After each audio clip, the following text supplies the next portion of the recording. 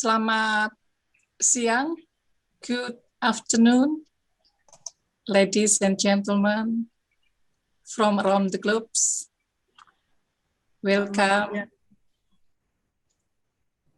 Gusti Kanjeng Ratu Hemas, Bapak Rahadi Ramlan.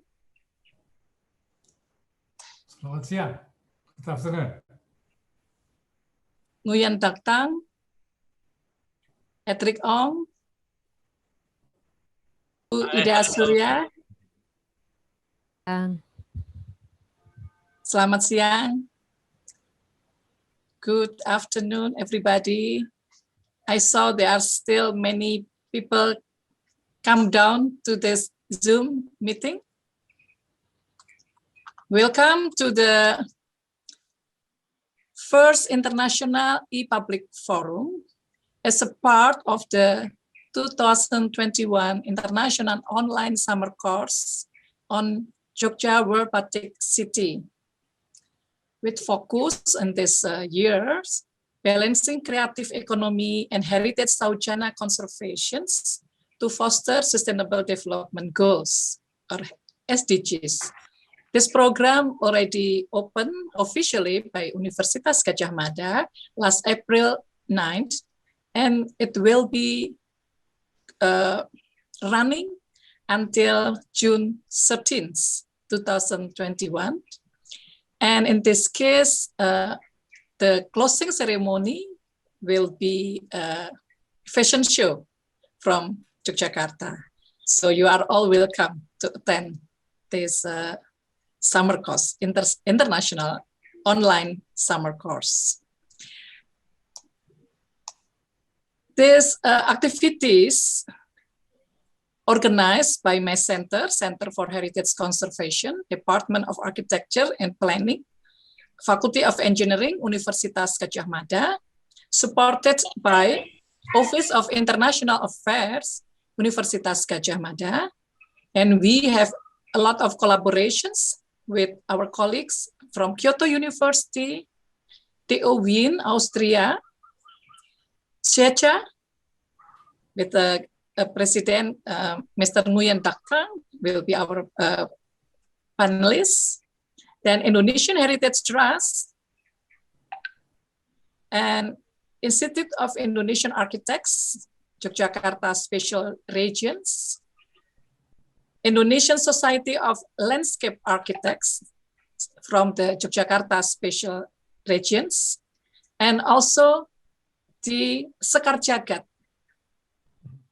the Indonesian batik enthusiasts. In October 18, 2014, in Donyang City, Zhejiang Province in China, the World Craft Council designated Yogyakarta as the Batik City of the world. The World Network of Craft City is built by the World Craft Council based on creative economy and answers to the growing concerns of local governments, craftsmen, and communities in cultural, social, and economic development. This first international e-public forum is as part of the international online summer course on Jogja World Batik City. It focuses on creating cooperation and partnership among the world craft cities and culture creative industries in Asia, as well as Pacific, that will be represented by His Excellency Tantowi Yahya, our ambassador in New Zealand, and also roving ambassador in Pacific, as well as worldwide institutions. And in response to the current conditions of COVID-19 pandemic. Our final goals on the summer course is to promote the balancing creative economy and as heritage saujana conservation strategies to foster sustainable development goals, focusing on Jogja Batik City.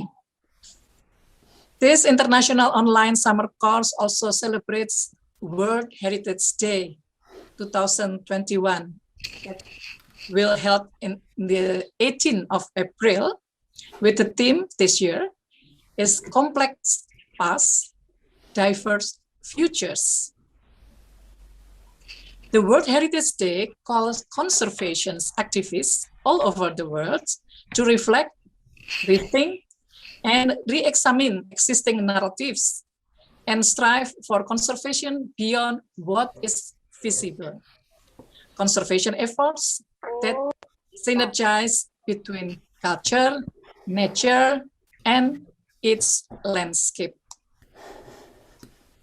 This event is especially dedicated to our loving patrons, Ibu Dr. Gada Hijawi Kadumi, past President of World Craft Council Asia Pacific and President of World Craft Council International, who passed away April 1st, 2021. Ibu Dr. Gada deeply cared for the world's community of artisans, craftspersons, and its environments, including Jogja World Batik City. I was sent her email to invite her to be the panelist in this forums. But at that moment, she was in the hospital. Let's our tribute to Dr. Gada Hijawi Kadumi with our video.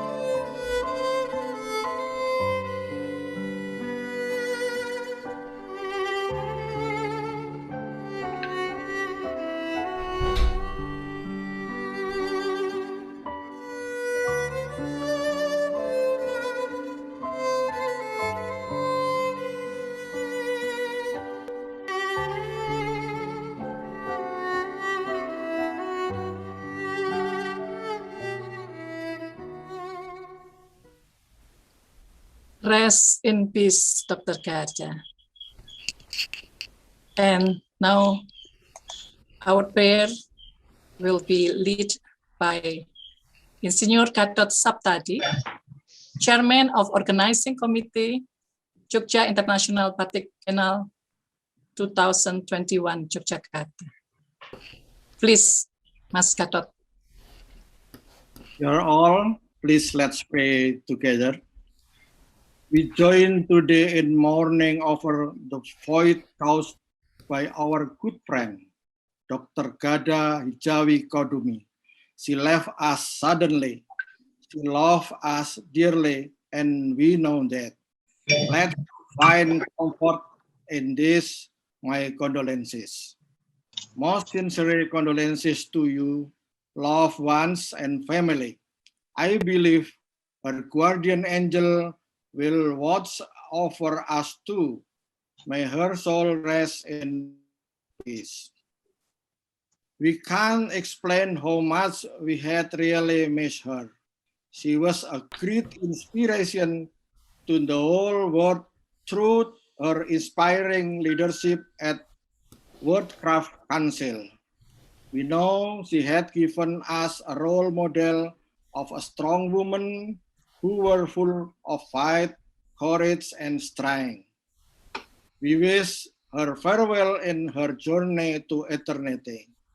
She had never been forgotten for us. Her spirit remains in our hearts. I pray that God will comfort herself, watch and guide her, our deepest condolences.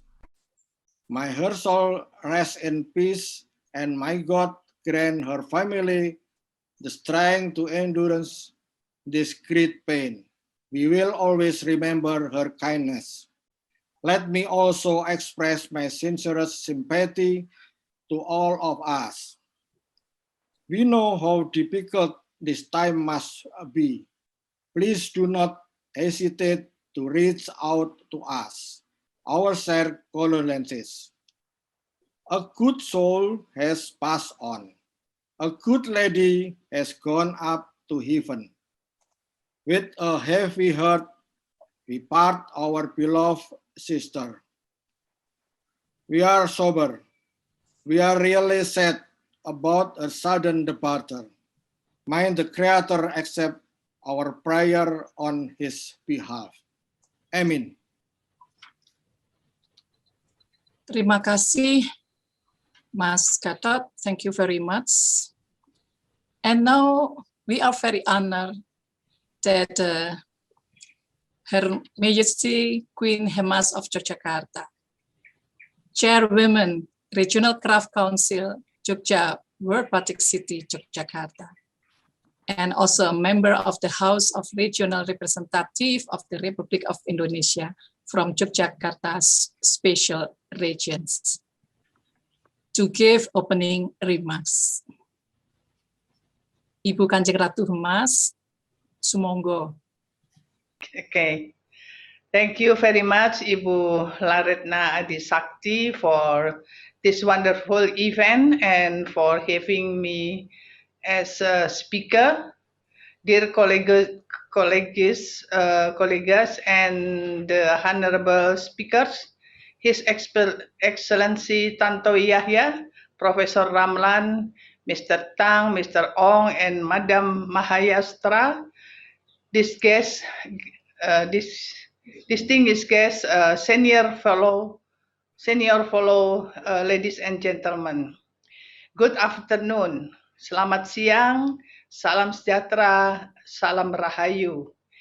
It is an honor to speak in front of you, the community of World Heritage and Crafting, the batik enthusiasts, and the conserver of culture, tradition all over the world. Although I cannot see you in person, this kind of communication through the internet yet can bring the feeling of together, for we have the same spirit on culture and crafting. I would start this speech by asking everyone of us to imagine if all of the people in the world are dressing in the same color of fabric, only black and white, or green and yellow, or dark brown and beige gray. No patterns, no lines, no curves, no hexagonal shapes, no bending arch, and nothing. Just plain shaded color with no meaning. Imagine that there would be no chatting between friends, no greeting, no cheering, and everything running by the order of a system of some powerful masculine elite. It would be very different if we see the world in images in an exotic way. a picture of life that full of moving lines, colorful image, natural, and the spirit of beauty. People's life will be careful. We will be cheerful, enthusiastic, and delighted, just as everyone in this virtual meeting. I see the eyes that's shining bright and the smile that remind me of childhood existence and spirit of innocence. Distinguished, distinguished ladies and gentlemen, in Indonesia, the idea of nature, peacefulness, and spirit could come as batik. The natural patterns, the usually painted in fabric and applied as daily attire. Nevertheless, nevertheless, some of the batik are used only for traditional occasions. Jogja has many patterns of batik, such as Wahyu Temurun, which actually means inherited revelation that used in a traditional occasion of bridegroom meeting. The geometric pattern of batik kawung represents the heroic and justice, the brought by the king or noble. While batik knitting applies leaf, stem and flower shapes to put blue color among white and brown. Jogja has many more style of batik that each one has its own philosophy. Jogja is a special region that preserve its traditions. The special region that full of education, histories, cultures, craft, and tourism. I participate myself on preserving this culture. However, it is not about the patient and as queen concerned or as a member of Indonesian Senate that put me into this activity. It is about empowerment of people, empowerment of women, and also empowerment of small and medium enterprises. It is it is how we encourage the people of Jogja to explore the cultural tradition and spirit in craftsmanship and also aesthetic, aesthetical touch. It is actually preserved in the mind and heart of people. And I am actually also one of them. In this beautiful occasion, I also want to promote the cooperation among all culture over the world. I see Mr. Ong and Mr. Tang from our fellow Asian countries and Madam Mahayastra Yes. who encourage Balinese to stand up straight and proud to overcome the negative impact of pandemic. There are also many fellows from other countries that join this virtual seminar. We are surely need cooperation to save this cultural legacy. Each country and each city have their own specialty. Each one has a specific characteristic and can be appreciated by other people. Malaysian and Vietnamese may come to Indonesia and to Jogja to start an art exhibition, as well as Indonesian can see the beautiful art and crafting from Malaysia and Vietnam. Allows us the sweep the difference aside. Let us put technical difficulties as the tail business, bring ourselves to the meeting round table so we can discuss more detail about corporate cooperating event and good business relation. I encourage people of Jogja and those of Indonesia to start cooperation as soon as possible. Ladies and gentlemen, I believe we have a lot of time to discuss about crafting and batik. We a lot of time to establish good collaboration in this business. I'm not really sure when will this pandemic end and when will all the participants in this virtual from can see Jogja in person. But I can assure you that if you come to Jogja in the near future, we will welcome you, as the people of Jogja always open their heart warmly to everyone who love culture, art, tradition, crafting, tourism, and of course, batik. Ladies and gentlemen, I think I should not extend my speech more, as there are so many experts in this room that can enrich our knowledge. I hope I can see you in Jogja before long. Have a nice discussion. Thank you. Matur nuwun sangat. Terima kasih Ibu Gusti Kanjeng Ratu Hemas for your support. It's very important that each city, each country have our own characteristic, but we have to have a collaboration among us. Let's do it. Let's we discuss and today.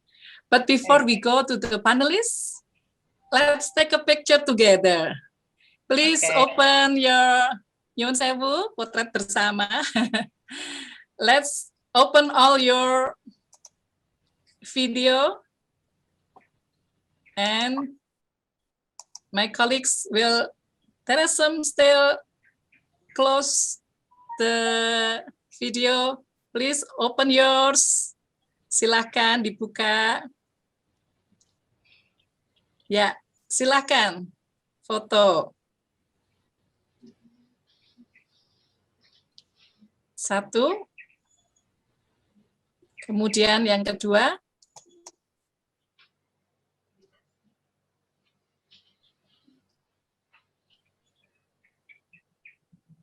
Dan ketiga.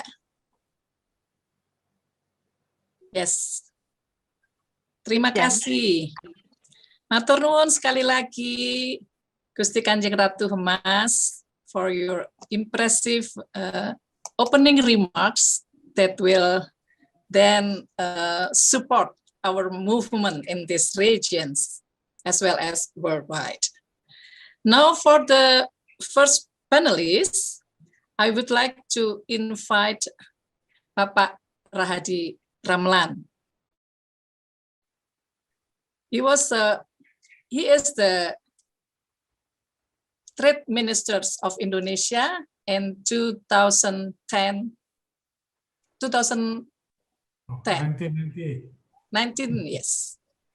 Okay, this time is yours now. Silakan Pak Rahadi. So good afternoon, everybody. I have to say hello to Basinta, and I have my friend over there, Mr. Edric, and also I just introduced to Mr. Tang from Vietnam. Of course, today, as we want to speak about the World Craft Cities and World Cultural, the first one. If I see these topics, there will be two issues that we have to see and discuss. The first is the entities and the organization of the craft involved in the whole world or in each country.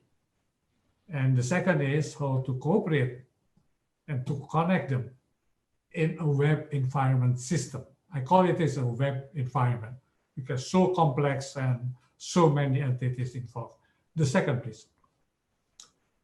Within country itself or nation, there is a lot of organization, a lot of agency, because the craft is considered to be a small scale industry, cottage industry, also tradition and culture. That's why so many ministry or department level is involved on this activity. For instance, in Indonesia, for instance, the Ministry of Industry is involved in that, cooperative industry, culture in a culture department or ministry, and also a new part of the Ministry of Tourism is creative economy.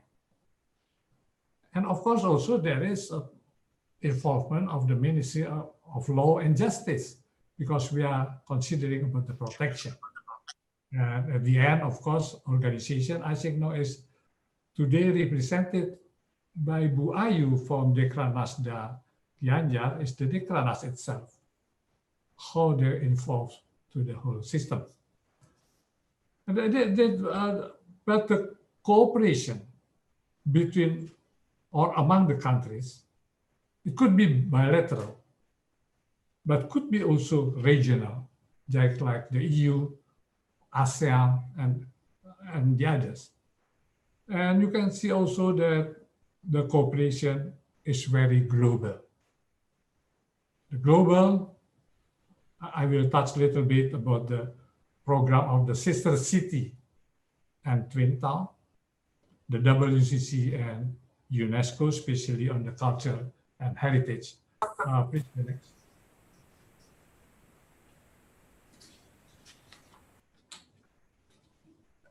Each country, they have their own laws and regulation. It's very different.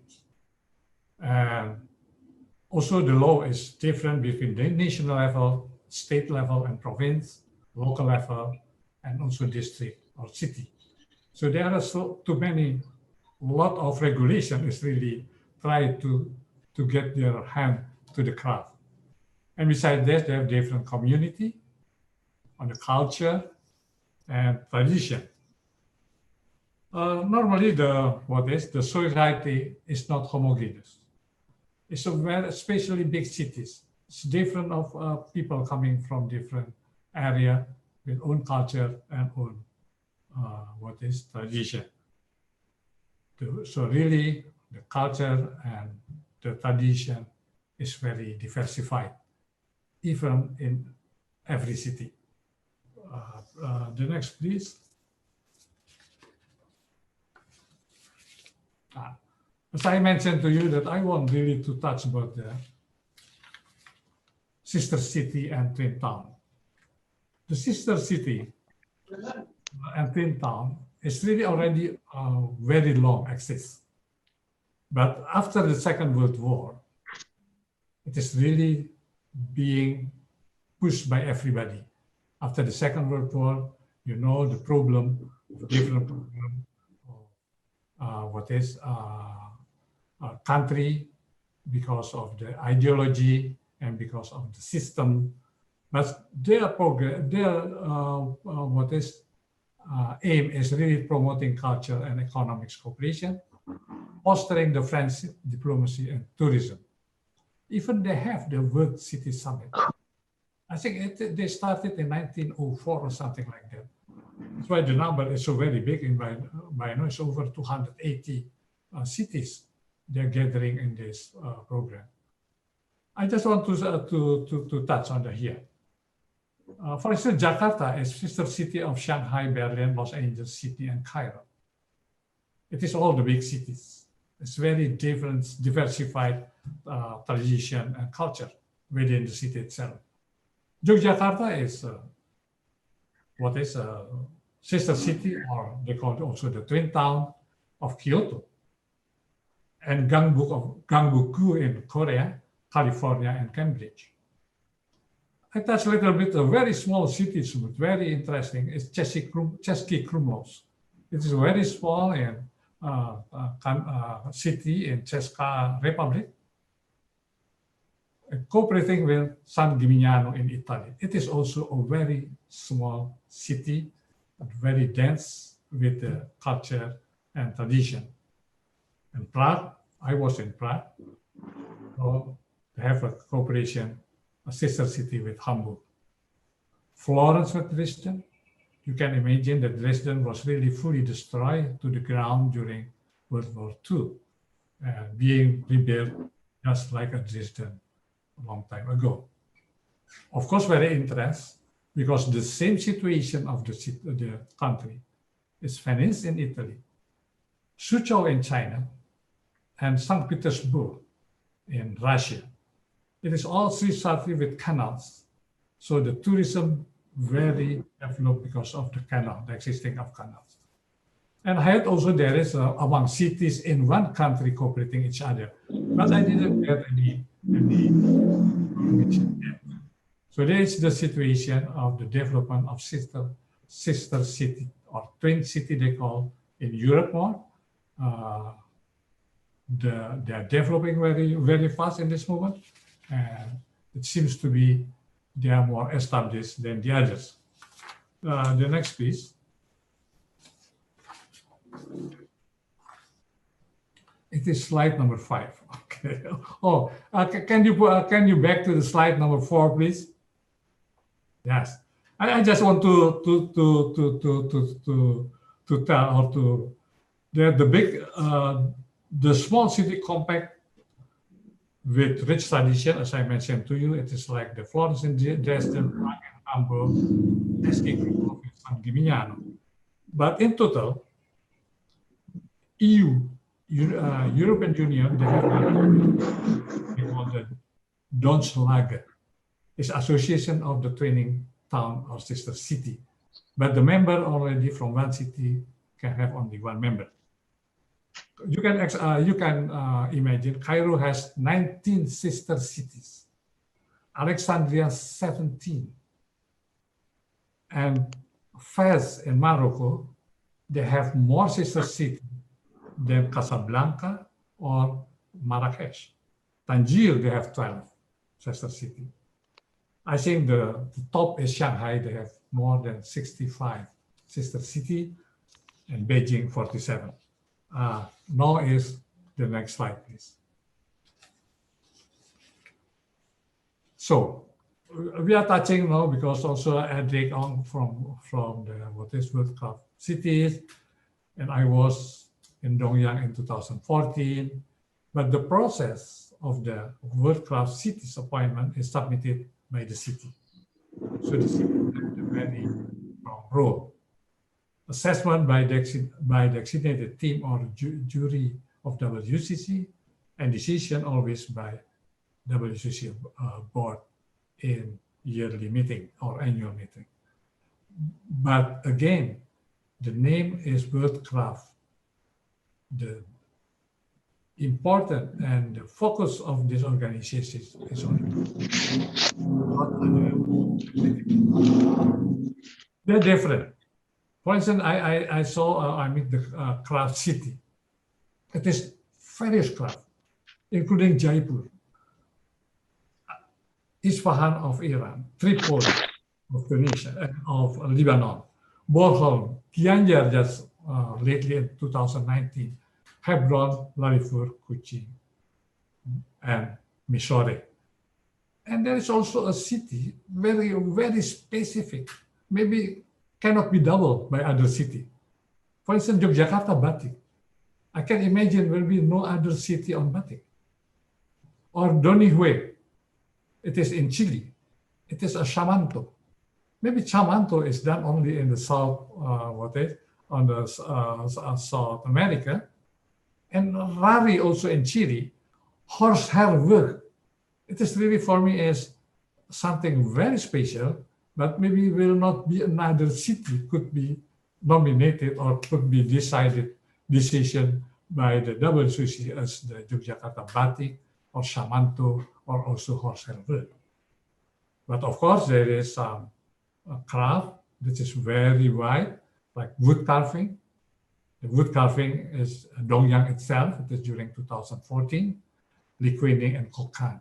Maybe it could be added by the other city from different side of the world because it is very open and wide definition. Also, and the other craft is porcelain, pottery, handmade pottery, kilim especially weaving technology and or technique in Turkey and also in Iran, carpet weaving. It could be really a lot of space that some city can can join this this kind of craft. So I think I would like to have the slide number 6, please. Here I give you, I make a copy of this map. It is the map of Craft City. You can imagine that the focus of the Craft City, thank God also to the late Dr. Gada, mainly in the Asia Pacific region, the blue one. It is really the heavy of the World Craft City. And then you have only some in the South America, as I mentioned to you, on the Chile, there are 2 or 3, and then some also in the Northern Europe. So you can imagine that if we are on the WCC, there is a lot of part in the globe that should be really focused on it, like maybe Africa, or in the middle of Russia, or the North America, or even Australia. So the slide, it is the slide number. The total, maybe, the total of, I don't know, maybe I'm wrong, Edric, if I'm wrong, please, that the total of Craft City within WCC is about 48 or maybe more. But 40 of it is on the Asia Pacific region. So this is what I got the number. I don't know whether it's right from the internet. The slide, the next slide, please. Now is the UNESCO. They have their own creative city network. It is started already much longer than the earlier than the craft city of WCC. The creative scope is much larger. They are promoting placing creativity and cultural industry in the development plans. They just want to put the creative industry on the real total economy, recognizing the creative a strategic factor of sustainable development. Promote cooperation with and among creative cities. Craft and for the creative city, according to the UNESCO, there is craft and folk arts, design, film, gastronomy, literature, media arts, and music. Then I think 7 or 6 category. The next slide, please. Let's say I would like just to give you some view about the existence of the creative city. In the music, you have the Seville, Pesaro, Rivelpur, Ambon. It is part of Indonesia, in Maluku, Havana. About 47 music cities. Gastronomy, Macau, Hatay, Alba, Phuket. Phuket, very important. It's about 36. Design is Buenos Aires, Bilbao, Graz. Graz is in Austria. And also Bandung. It's already nominated as a design. Design city. Literature, Baghdad, Barcelona, Edinburgh, and Prague, about 39. Here about the craft and folk arts. I put the Jaipur with the red color because you see also Jaipur on the WCC Craft City with the various craft. And then in Indonesia, you have Pekalongan, about not totally the craft and folk arts is 49 cities.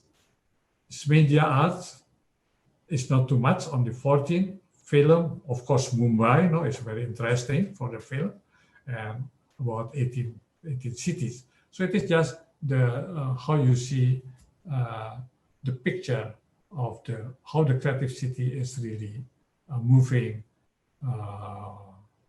very fast. The next, please. It is will be, and it is the map of the creative city network. Full the whole world, and then especially in the Europe. Maybe okay, in the Asia Pacific region, almost similar with what we have the craft city. America, the South and Northern, is also very full. So there is a craft and folk arts, the design, film, gastronomy, literature, media arts, and music. So it is just a picture how a very diversified country is on this, what is the UNESCO Craft City Network. It is very interesting because we want to discuss about how this program, especially on several areas like craft and design, could be really cooperate with the WCC Craft Cities program. The next, maybe I don't have too much more. It is the last one, I think. So, if I see the last one, how we can cooperate and connect it. WCC Craft City Network, and especially with the UNESCO Creative City, could be it complementary. I saw you already, the Jaipur is on the both side, the Jaipur, and also another city. But I didn't really take too much time to see another city, only for me Jaipur, because it is very interesting. And it's also to foster interaction between craft and creative industry. In this moment, the creative industry is really considered as a leading role to increase the economy, because the basic is so very broad, different.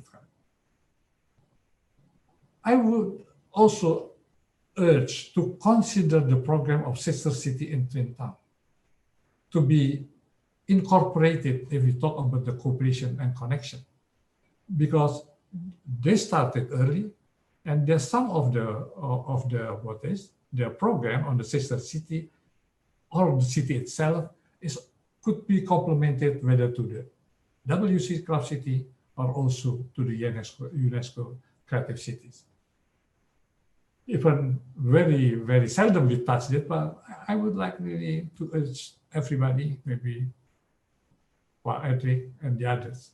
And the second, don't forget, because if we try to talk about the craft and culture, sometimes they need also protection. Who keeps the protection on the world? This is WIPO, the World Intellectual Property Organization. Until today, maybe more than, I forgot how many years, but only 21st meeting, they cannot agree on a certain program, what they call GRTKF, Intergovernmental Committee, Genetic Resources, Tradition, Knowledge, and Folklore. And maybe if we, the scholar or from WCC or from, we have to push them a little bit to work faster. They can agree, especially for us, is what is the folklore, traditional knowledge. Okay, maybe later, but the folklore itself could be part of their discussion. And the last one is geographic indication, especially for craft. Maybe Ibu Sita is very, I talk about always about the graphic indication everywhere, because it is started more with the food or with the fruit or any kind, gastronomy in Western Europe. And then come to Indonesia, the idea coming also in Malaysia, about the GI. In Indonesia, a lot of fruit, a lot of coffee, tea, it is on the geographic indication. But the problem is on the batik, on the craft, is very slow. I don't know whether the regulation, how to propose GI is very complicated. But again, the geographic indication is part of the, if you talk about the craft, in Indonesia on the, what is weaving, it's a lot. Batik is on Jogja. You have the special batik knitting from Jogja is already approved. It's a GI, and also different other things. Yeah. So that's all three components, according to me, that could be really pushed to the cooperation and connection. This is WCC Craft City Network with UNESCO Creative City foster interaction, and considering also the sister city and twin towns, which is very big. And I would like also some of us to push a little bit WIBO. They have to finalize this committee, because already more than 21st or 21st meeting every year. But until today, they cannot make any decision. I know the problem. The problem is the folklore. They cannot make a definition very clear about the folklore. And of course, the new things is the geographic indication, especially on the craft. I think Edric, I speak with Edric several times about this time, according also with batik, GI batik. So, Bushita and gentlemen, my colleague speaker, and also the participants, I see already more than 70 participants around the world. This is my really presentation. I hope I don't talk too long. I hope I can give you some hints on the several area that interesting for us. Berpikir kreatif, inovatif, maka dibuatlah tadi video-video virtual yang dimana sorry. So thank you very much, and I hope we will enjoy the discussion later. Thank you very much. Thank you, Professor Rahadi Ramelan. You point that cooperations already done a lot of places, a lot of cities, and you remind us with 4 things: WCC Craft City Network and UNESCO Creative Cities, and then sister city or twin town that they have made huge programs on this, and then WIPO, the third, Intergovernment Committee Genetic Resources, that needs also for the folklore. Yeah, they have already traditional knowledge and folklore. And the last one is geographic indications, that in Indonesia, we still only have one. This is a hard work with the Paguyuban. This is associations of Batik Niti Yogyakarta, written batik, batik tulis from Yogyakarta. I think with us is the students and professionals who are full participants of the summer course. Maybe this will be then giving wider issues that batik can be anywhere on those cooperations. Terima kasih, Pak Profesor Rahadi Ramelan. And then next, I would like to invite Mr. Nguyen Doc Tang, the chairman of the Southeast Asia Cultural Heritage Alliance, or SEACA. He based in Vietnam. Your time, please, Mr. Tang. Thank you, Dr. Ladeta. And thank you, Dr. Ramelan, for a really interesting presentation. So, on behalf of the chairpersons, directors of the Southeast Asian Cultural Heritage Alliance, I would like to express our thankfulness to your invitation. And I'm glad that today we have a lot of many interested colleagues. I can see in the list of participants many of our acquaintances and colleagues, and I really do would like to congratulate the organizers for this successful series of lectures and the public talks. So on my talk today, I would like to be brief. I would like to give a brief introduction of our organization. So, and second, I would like to present our initiative on how to support the transmission of handicraft in the region. So it's a really new and newly established and still need a lot of discussion and brainstorming and development. So I would like to bring them up, the ideas today to join you with the discussion.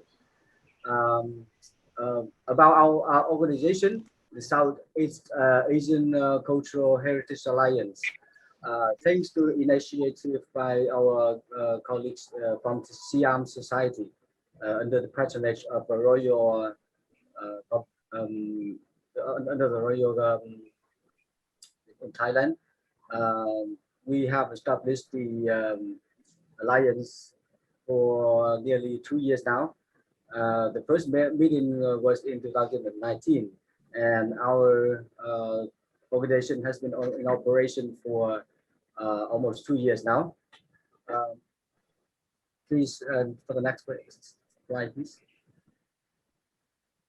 Who we are? We are established as a non-profit and digital-based network of Southeast Asian civil society organizations or non-government organization. We are dedicated to active engagement in spreading of cultural heritage across the Southeast Asian region. Currently there are 7 founding members, the organizations across the region. The first organization is the Indonesian Heritage Trust, which is the host today for today's event. And the second is the Penang Heritage Trust, the Yangon Heritage Trust from Myanmar, Heritage Conservation Society of the Philippines, the Singapore Heritage Society, Siam Society under royal patronage, and my center, the Center for Research and Promotion of Cultural Heritage from Vietnam. So the 7 members met 2 years ago. We set up all the procedures of working and brainstorming and also developing the concepts of different programs. We have 7 representative members from the 7 organizations. Next, please. Yeah, so these are the 7 members. Next, please. Here you can see 7 faces who are the directors of the individual organizations specialized in various fields in cultural heritage. We are expertise organizations in intangible heritage, in monuments, in preservation architecture, in handcrafts. And at this point, we are now 7 members. We have advisors and collaborators from various institutions like the University of National Singapore and from Siam Society. And also we have international advisors. Next, please. So from 2020, we are waiting for the acceptance and participation for more organizations from other countries.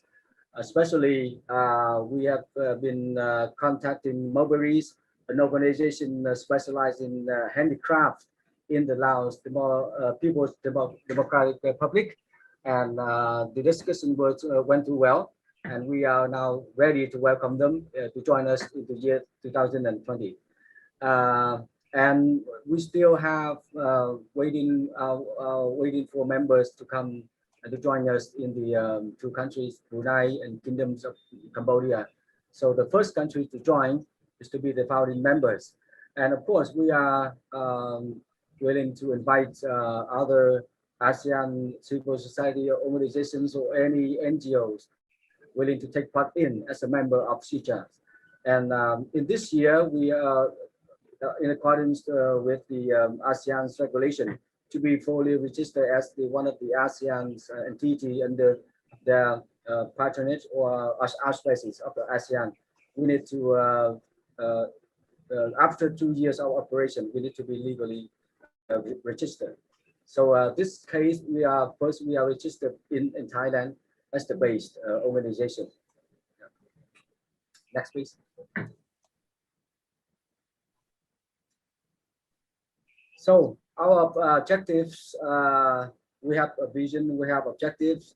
The first is to, we as the NGO with as the digital-based network of different organizations in the region, we aim to promote effective partnership between the government and community or stakeholders in cultural heritage management, and to strengthen this ASEAN social cultural community as the people-centered third pillar of ASEAN, is the cultural pillar.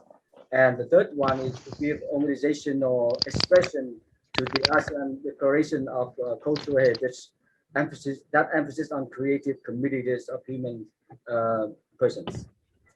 Next, please. So the declarations were signed in Vientiane in the year 2000.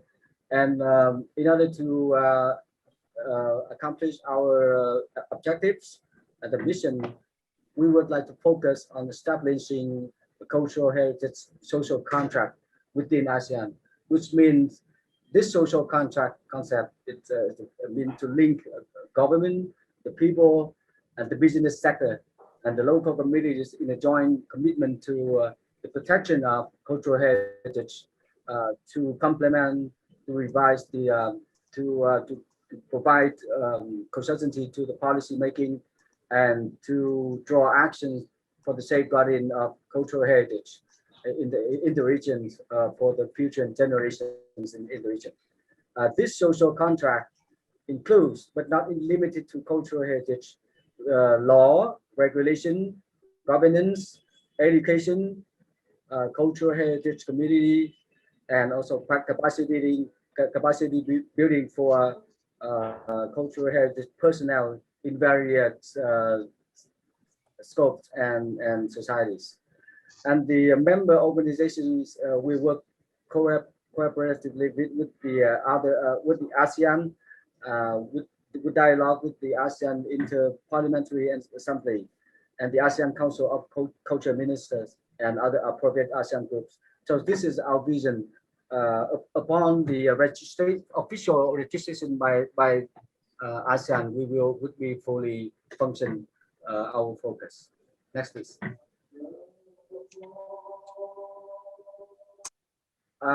As a non-governmental network and digital-based network across the region, our missions, we have a threefold mission. The first is to be a forum for robust discourse about heritage among ASEAN heritage professional practitioners, civil society, the community organizations, and interested members of the general public, to promote public awareness of the importance of heritage protection and safeguarding as a vital component for sustainable development for the countries and the region. The second mission is to be a think tank, a resource center to support ASEAN's policy decision makers in cultural heritage through a variety of methodology approach and activities such as analysis, consultation, training, seminar, conferences, and to highlight to the government and the general public the key issue of heritage, and to act as responsible third force to ASEAN, pertaining to ASEAN, but independent from official, transnational, and non-commercial stakeholders, and to serve as the bridge between the heritage interests and the goals of the people, business, and government. Next, please. Next, please. And the third one is very important, that we will be responsible and locally based advocates to propose development of a wide range of heritage management programs in ASEAN to try to place cultural heritage at the heart of the ASEAN community building efforts, and to bring creative solutions to protect heritage sites from damaging commercialization and urbanization. And this was just put in the Vientiane Declaration by the Ministers of Culture and Arts in 2000 in year 2000. So this is a real three spine missions that Zhejiang would like to accomplish along the way. Next, please.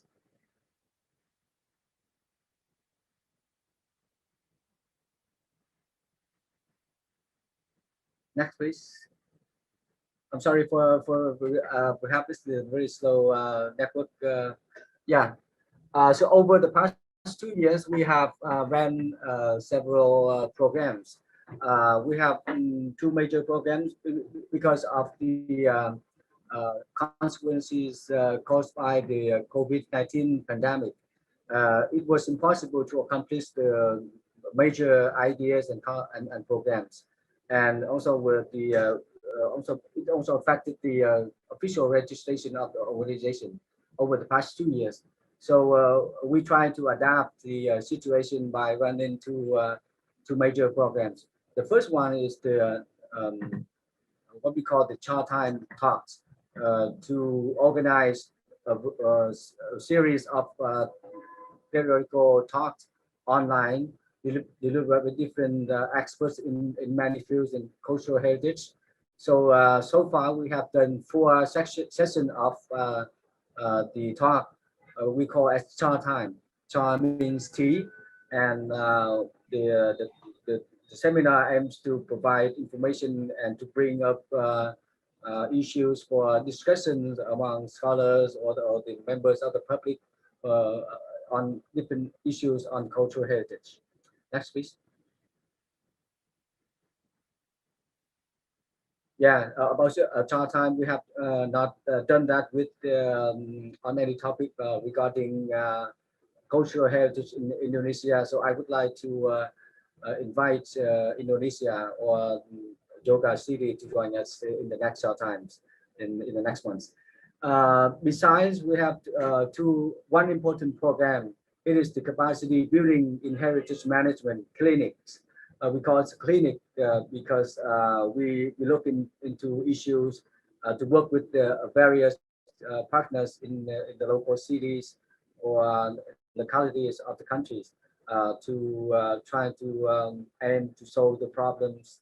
So the first capacity building program was focused on the balancing the tourism and heritage in the cities. So the 2 pilot cities was now the project are now under progress. The first one is the Siak City, Indonesia. The project launched in the last year, and the second one is the Praes City in Thailand. And we have got many productive results from the program. So I hope that we can bring out the result for discussion and to present to you for evaluation in the next time. Next, please. So for the membership and governance of Southeast Asian cultural heritage, basically the members of the Alliance are organizations dedicated to the area of heritage protection, based and legally registered in Asian countries. Additionally, individuals, academics, and heritage professionals who are committed to work with us together to create a platform to facilitate the discourse in the area of heritage protection in the region are welcome to join us by either by individual or by institution. Next, please.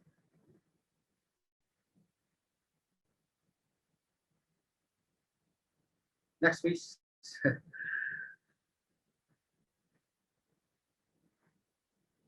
So we have a board of directors. So I mentioned before that we have 7 founding members, and the board is composed of the directors of each country. So each organization will be the focal points of networks of experts of organizations in different fields in heritage. So we act as a team to develop public policy recommendations on cultural heritage, to arrange funding, to prepare proposals for funding, and to select and oversee the management of various programs and activities, and to evaluate our performance against the mission. Yes, please.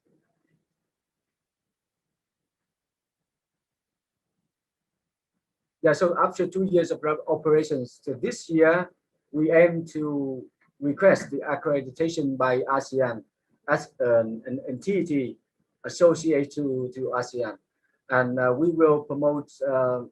We will act as a catalyst to promote ASEAN's third social cultural pillar in the area of cultural heritage protection. So as you can see this in the declaration of ASEAN on heritage signed in Bangkok in 2000, that all cultural heritage identities and expressions, cultural rights and freedoms derives from dignity, and work inherent in the human person in creative interaction within other human persons, and that the creative communities of human person in ASEAN are the main agents, consequently should be the principal beneficiary and participate actively in the realization of the interests, heritage, expressions, and rights. So basically, this is the introduction of our organization. And as the new and young organization, we are looking forward to further development of the membership and further promote our visibility and influence, and of course to develop practical and effective efficient programs and activities to benefit our founding members and also associated networks. Joining this forum, I would like to present our initiative on how Zhejiang could support the craftsmanship transmission in the context of the creative economy. So, handicrafts. Could I share my own screen, please?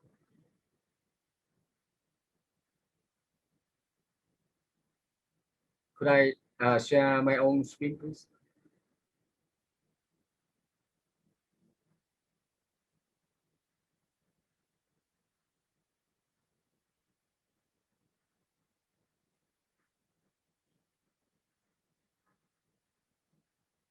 Can I share my own PowerPoint from my computer, please?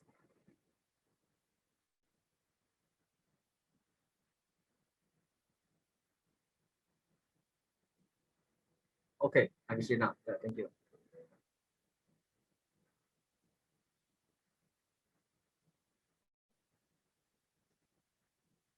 Could you allow me? So anyway,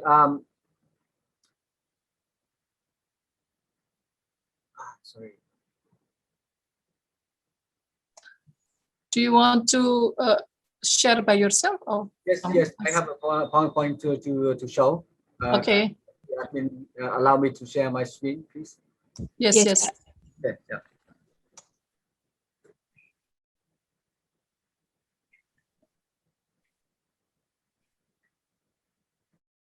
Okay, excellent. Thank you now.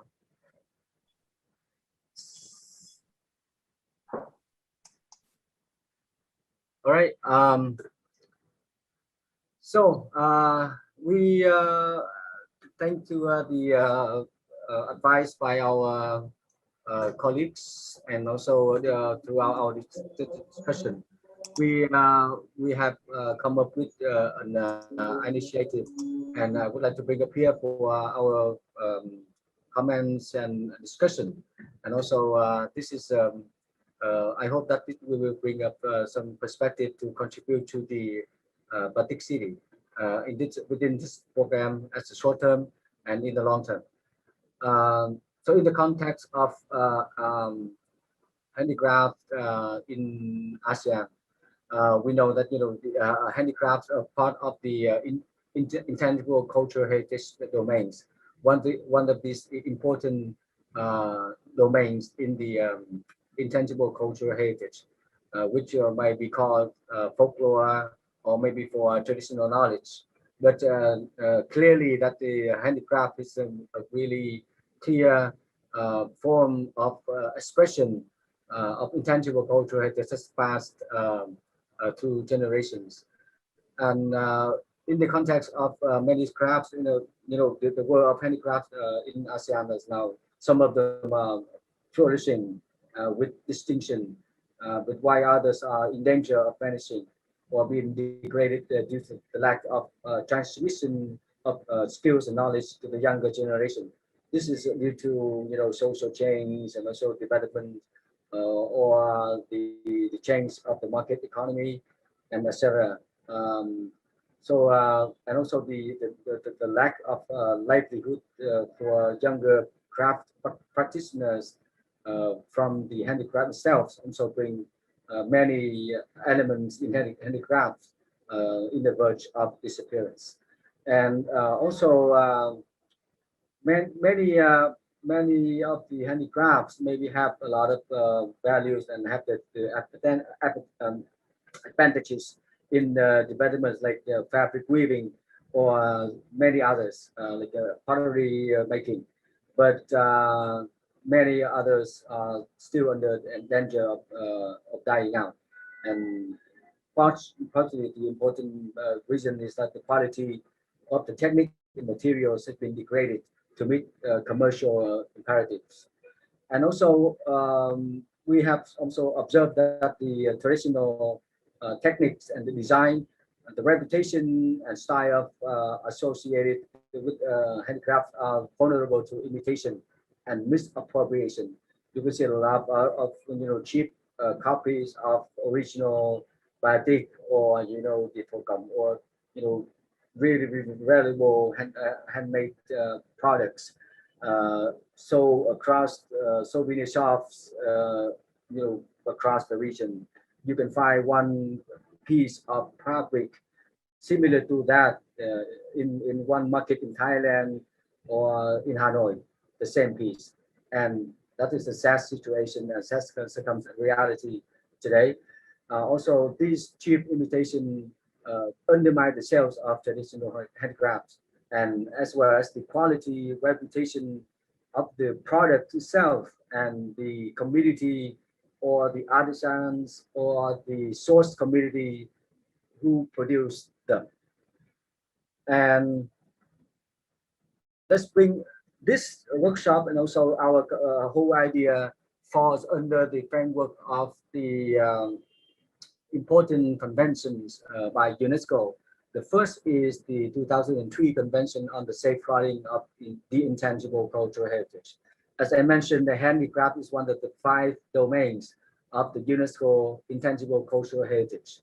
And also it has a lot to do with the 2005 Convention on the protection of and promotion of the diversity of cultural expression. So these are the spines of the core that guide us in the core approach to this initiative. And also one important legal framework that we would like to draw in here is the Intellectual Property Convention. It's a WIPO convention. And I think these are the most important legal, international legislative framework for the context of this program. So as in general, handicrafts, although there's no agreed definition on the handicraft, but generally traditional craftsmanship, it requires the specialized traditional techniques skills and knowledge that are considered the quality, antiquity and transmitted from the generation to generation. The antiquity aspects could be considered as in a relative perspective, not an absolute, because there is the notion of authenticity and antiquity in terms of intangible heritage is somehow not appropriate in this context, in the concept of UNESCO Convention. And handicrafts can be traditional cultural expressions in their design, appearance, style, but it can also embody the traditional knowledge in the form of the skills and know-how used to produce them. So in general, there are many different features that handicrafts shares. Handicrafts is produced by artisans completely by hand, or with the help of the hand tools, or even used in machinery, provided the artisan direct manual contribution remains the most substantial component of the finished product. Their representations or expressions are the symbolic of the culture of that community or the artisans. And handicraft encompasses a wide variety of goods made of raw materials that may be collected in nature. And their distinctive features can be utilitarian, aesthetic, creative, culturally attached, decorative, functional, traditional, or religiously and socially symbolic and significant. And there are no particular restriction on production quantity, and no two pieces are exactly alike. So that's the unique feature of handicraft. We talk about different pieces. They have similarities in patterns, in model, in shape, but they have their own nuance. So from there, we set the objective of this initiative is the first objective is to support the transmission of traditional handicrafts in the region to young people. The second is to ensure a reasonable livelihood for young people learning handicraft skills. So anyone participating in the program to be ensure a reasonable livelihood to be sustainably attached to the tradition. And thirdly is to safeguard and promote the traditional handicraft in ASEAN in the context of sustainable development. The world has been talking about sustainable development in various scopes and scale and instruments, especially in the Convention 2003. In 2016, UNESCO has adopted the new operational directives on intangible cultural heritage and sustainable development, in which encourage the safeguarding of intangible heritage, handicraft, and various domains of ICH in the context of sustainable development. So this fall into our, so we take that as a big vision and the goal to move forward within the program. From that view, the core concept, we have three components. Actually three strengths of strategy. The first one is to support the transmission of handicraft. So the first thing to do is to identify the handicraft elements that are in danger and in need to support and those who practice the master craftspersons, who those skills would be passed to the next generation. So we prioritize the elements that are in need of safeguarding, and of course we will select the elements based on the judgment, based on the evaluation, based on the needs, based on the consents of the local partners, and we will look at the elements under a number of criteria. First needs to be need-based. They need to be need-based, and also they need to be considered as there's a possibilities for potentials for development. And that means that they have the knowledge and skills, but also the potential for further development. And second is it's based on the needs of the country.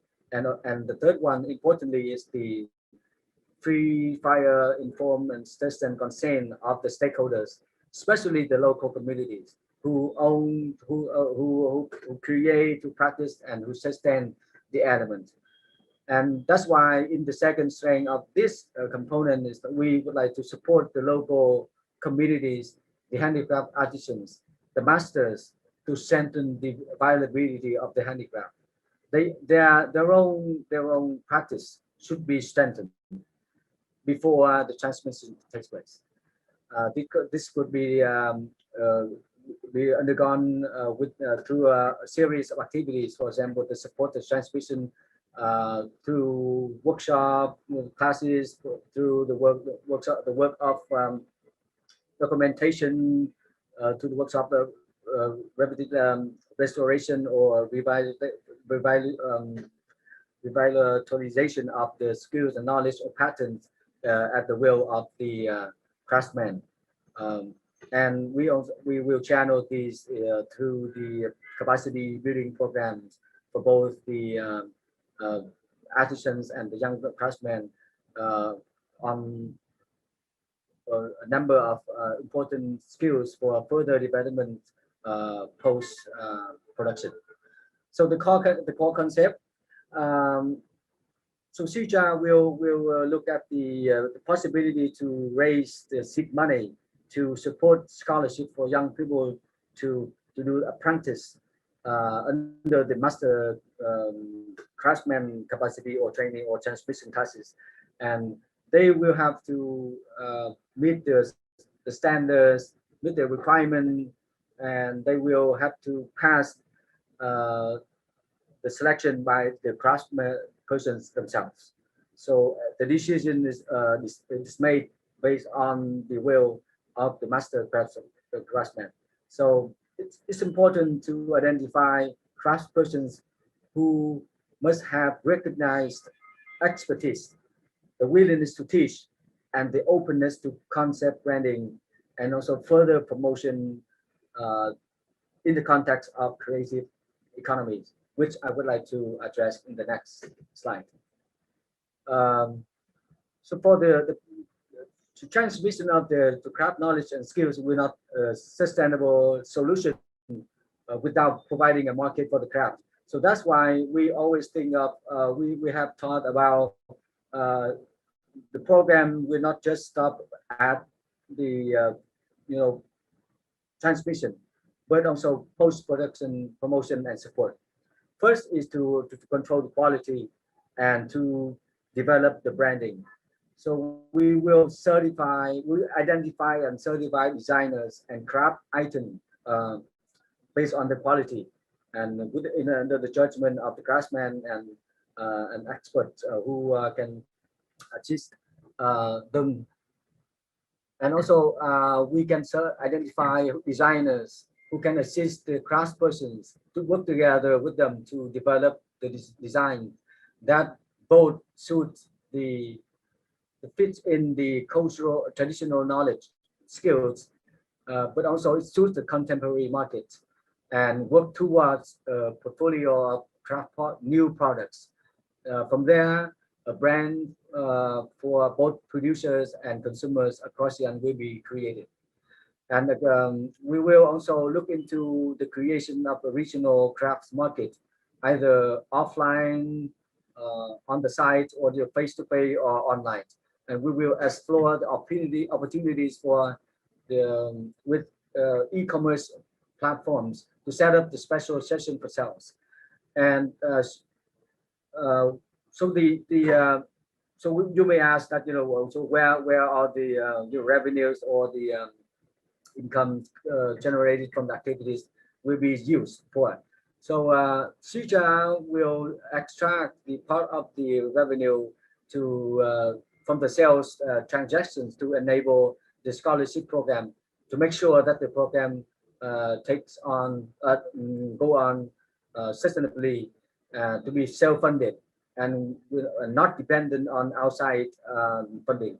over the first few years. But over the first 3 years, Zhejiang will try to find a sustainable seed money to keep it go on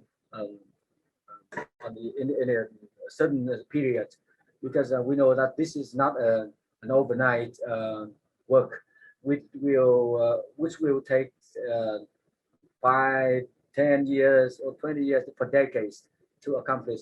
But this brings up a new perspective, a new vision for us to do.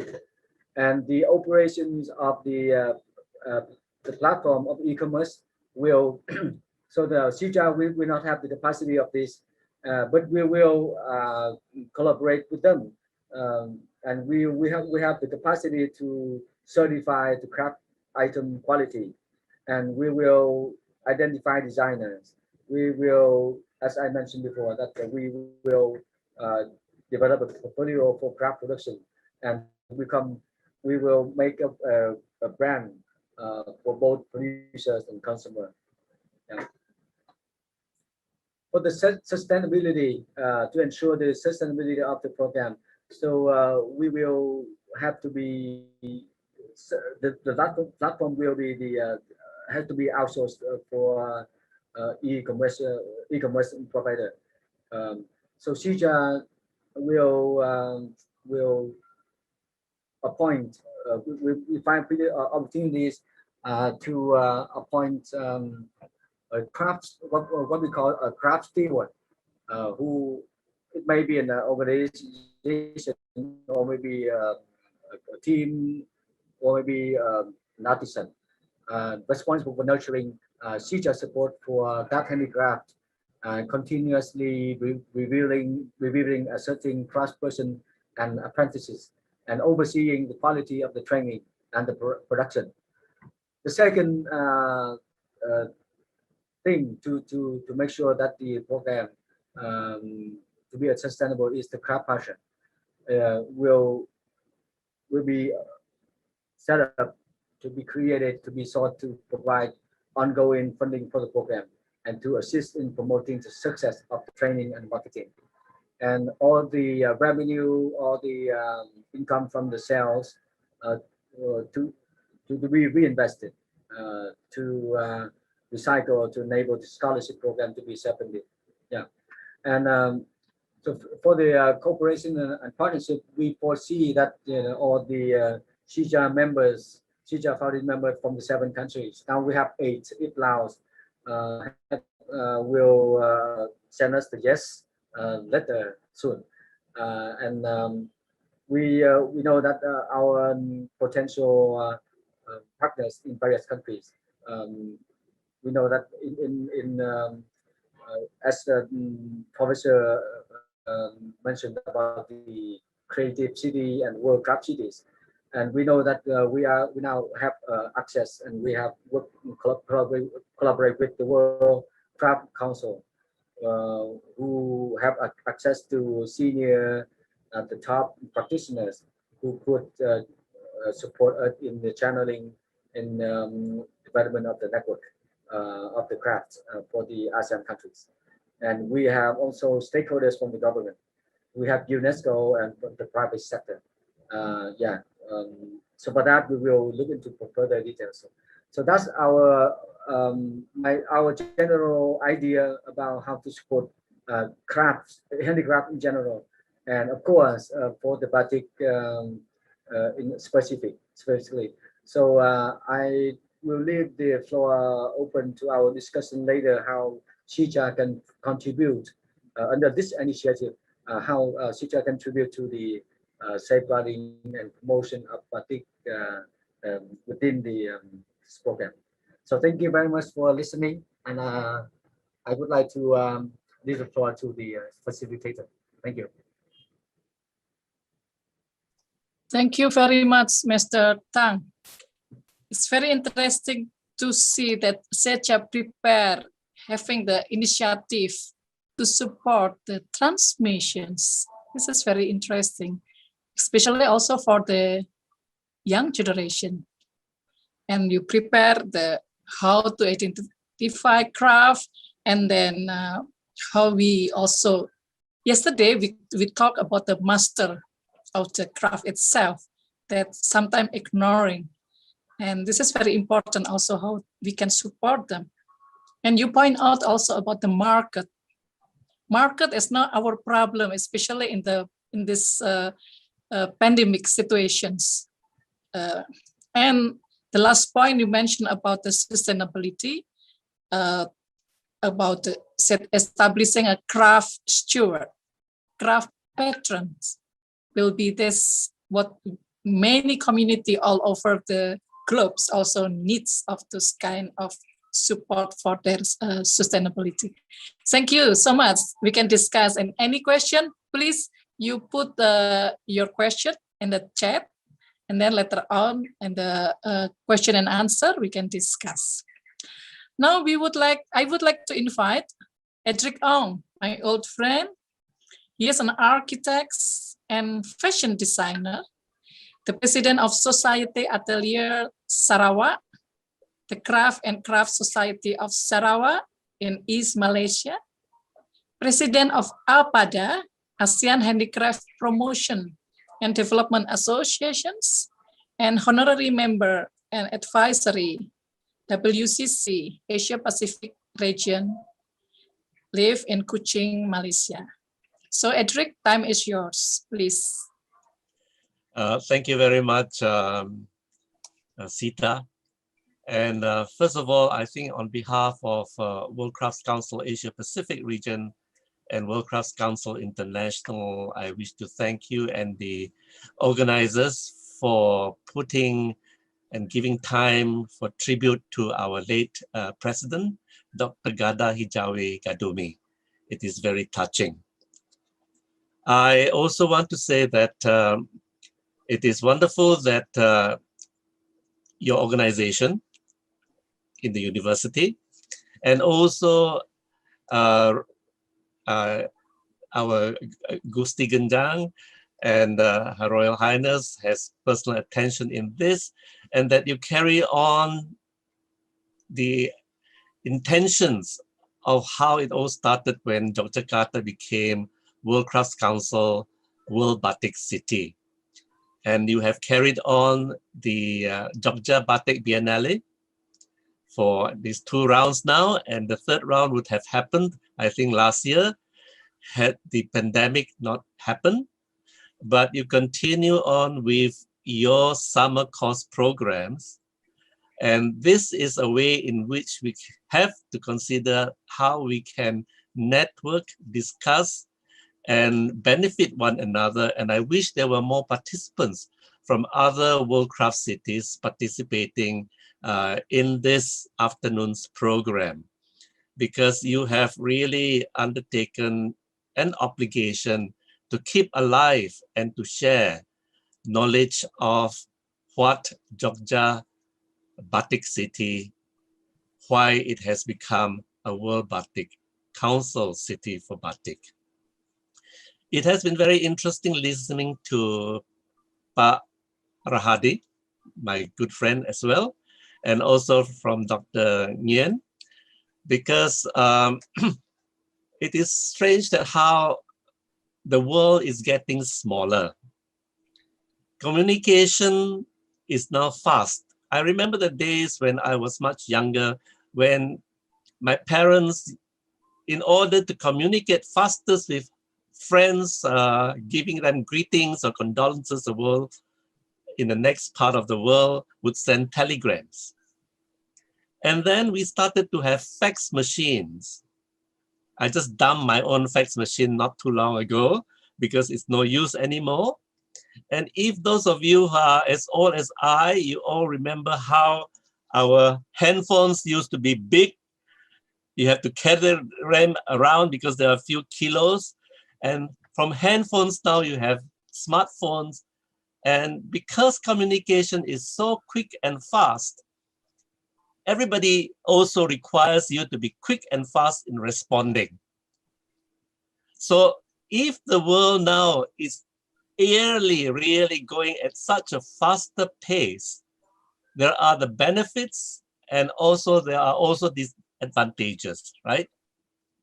So we say that it is beneficial to a lot of people because at the click of on your computer, I can see a batik design, the royal batik design from Yogyakarta. And at a click, as Nguyen has said, you can easily download it, copy it, and then using your Photoshop, change the colors, and there you have a new design. But the origin of that design is a Jogja pattern, the Kawong, for example.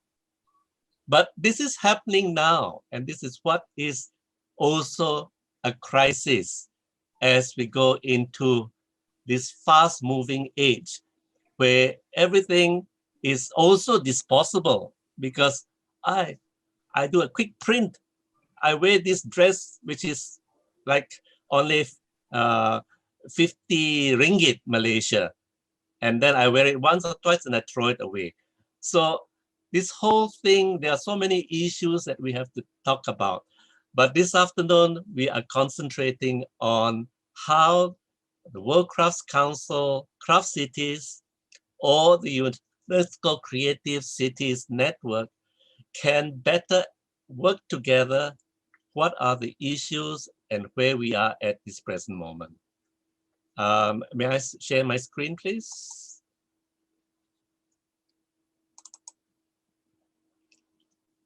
Okay, so this is the International Summer Course on Yogyakarta as a World Batik City.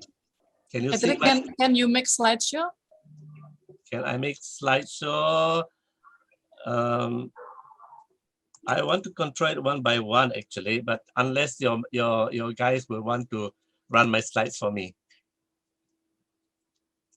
Would you guys like to run my slides? No, it's okay. It's okay if you want to. Yeah. Can you see my slide? Yes, yes. Okay. So this was a very important and memorable time when we had the Jogja World Batik City and we were in Imogiri, because this was truly an international gathering. As you can see, the Queen was there and Dr. Gada was there, I'm there, and then there were several other invited guests from India, from Holland, from other parts of Europe who gathered. And we also had a very important natural dye workshop in Imogiri, I think, which was very significant.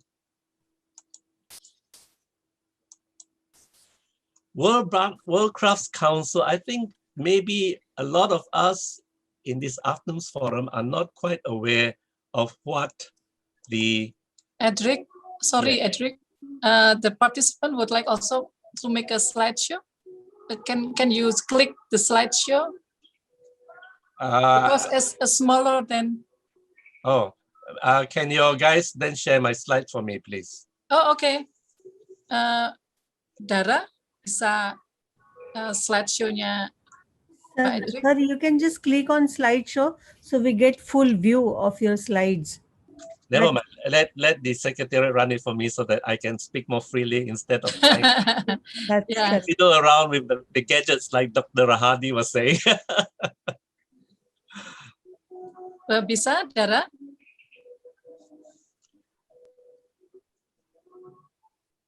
Okay. Yes. You see it now, full screen? Yes. Well, langsung terus saja, Dara, diteruskan. Yeah. Okay.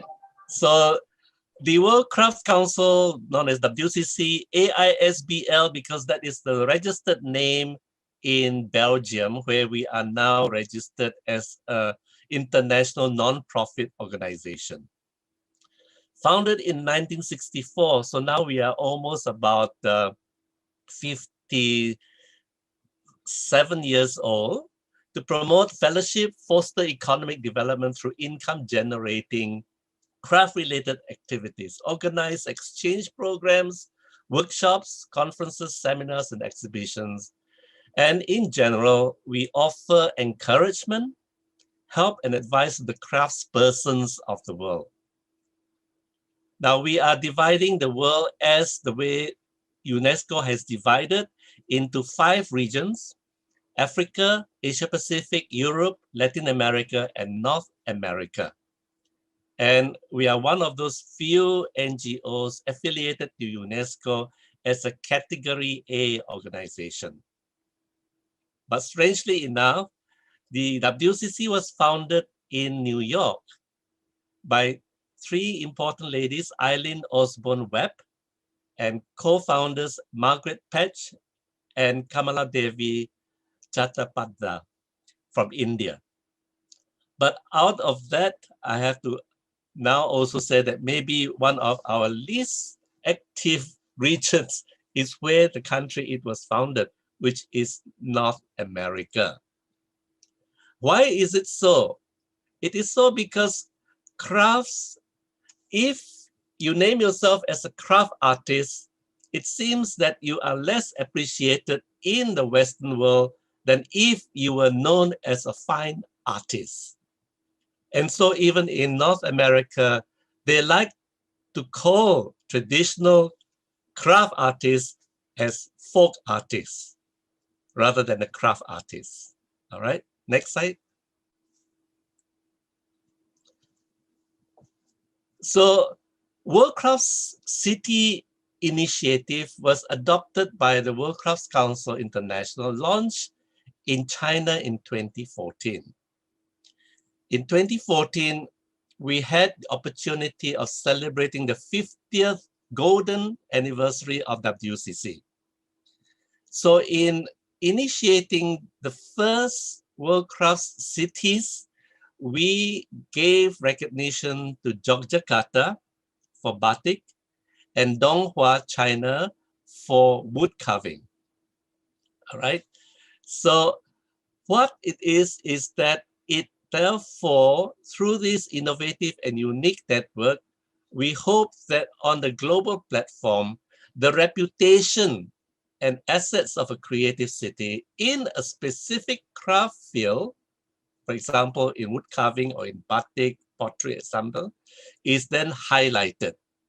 And we also want to strengthen the local potential for innovation and the development of creative tourism. So note those words, creative tourism, because in many of our countries, for example, like in Malaysia, craft comes under the Ministry of Tourism, Arts and Culture, which means that Malaysian Handicraft Development Corporation or Kraftangan Malaysia comes under the umbrella of the Ministry of Tourism. Then we want to promote the exchange of know-how, exchange of experiences and best practices in diverse crafts fields at the national, regional, and international level, and to create new opportunities for cooperation and partnership between the designated creative craft cities. So you can see that later as I share with you the number, there are at least about 46 cities, Pak Rahadi, which have been given WCC Craft City status so far. We missed out last year because of the pandemic and nobody could travel to go and physically assess any cities that may have submitted or applied for getting the status. So for a year, we have been dormant. But the thing is also that this is WCC's initiative, but it should be playing a complementary contribution to the UCCN, the UNESCO Creative Cities Network Program. And this is something we hope that in the coming years, there'll be more networking and collaboration between these two initiatives, which comes under, if you like, the UNESCO umbrella. Next, please. So 2014, where it all started, Donyang, China for wood carving, Jogjakarta for craft city for batik. Next. Donyang, those of you who were there during the golden anniversary celebration, it's an entire city devoted to the art of wood carving, and where wood carving is such an important creative economy for the entire city. That it is only city that I know where I know a master craftsman in wood carving is a millionaire. All right. We always think that craftspeople are struggling, trying to peddle their crafts. But here in China, in Donyang, my friend, Mr. Wu, he is a millionaire. He owns a 50-room hotel. The government has given him land for his workshop, and people are queuing up to be apprenticed to his workshop. Next. Yogyakarta, the world craft city for batik. I must congratulate Yogyakarta and the Yogyakarta government, the Sultan, the Queen, because we were so impressed by how over the years since 2014 that you have achieved the status, development is so apparent. There is a school, an entire college which is set up for the education of batik. There are initiatives to help the communities like in Imogiri and several other communities in the art of batik and trying to give them each an identity, whether it be in natural dye or in specific motifs to develop the batik industry in the region of Yogyakarta.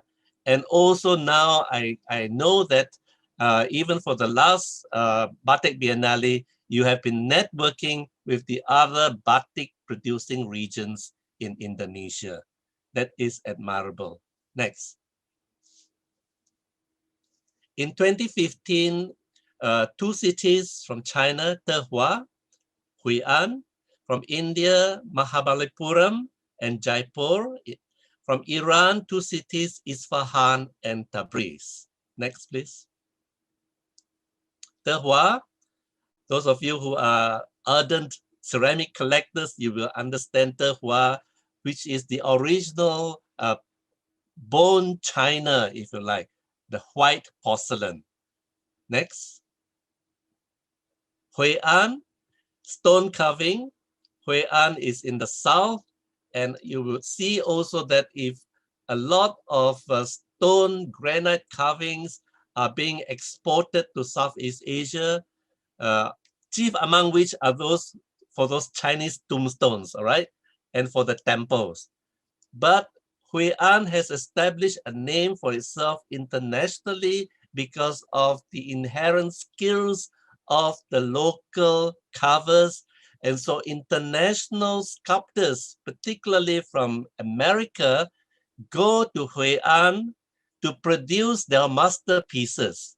Sometimes they don't even have to be there physically all the time. They send their little models and it's made for them to scale in Hui'an by the local sculptors. Next. Similarly, in Mahabalipuram, stone carving, which is more traditional because this is a traditional town by the sea and it's a historical city. Next.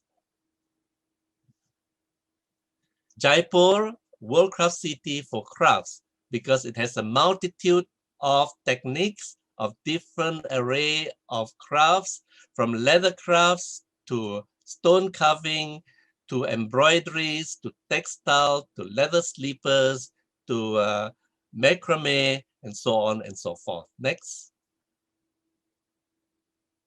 Tabriz, just famous for, Tabriz is in Iran, so Persian carpets. Here, Tabriz carpets has its own specific and recognizable Tabrizi technique and motifs. Next.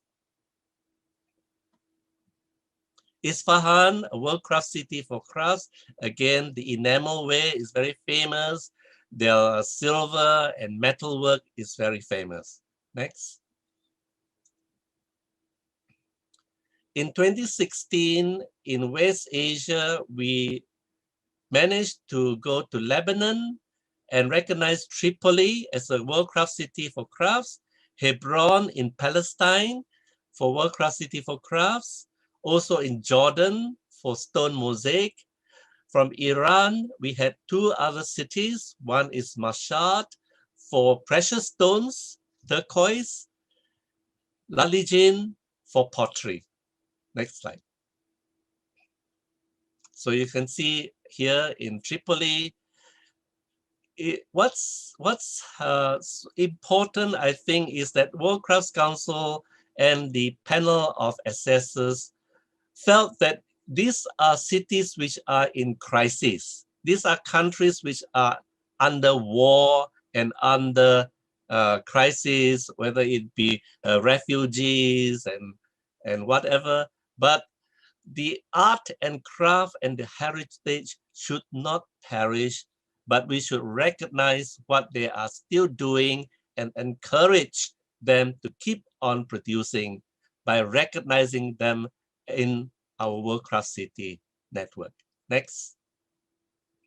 Hebron, World Craft City for crafts in hand-blown glass and in Kilim. Next. Madaba. Those of you who are very keen in archaeology and in history, you know that here in Madaba is one of the largest mosaic which was uncovered in an archaeological find of the map. And so we have recognized them for their stone mosaic. Next. Mashhad. It's very interesting that here in Mashhad, we normally know that a lot of people who are involved in the gemstone industry, particularly in India, they're all men. But in Mashhad, you'll be surprised that a lot of the women are actually the ones who are involved in hand cutting and polishing the gemstones. For example, the turquoise. Next. Lalijan, a very traditional but unique way of making huge earthenware pottery. Next.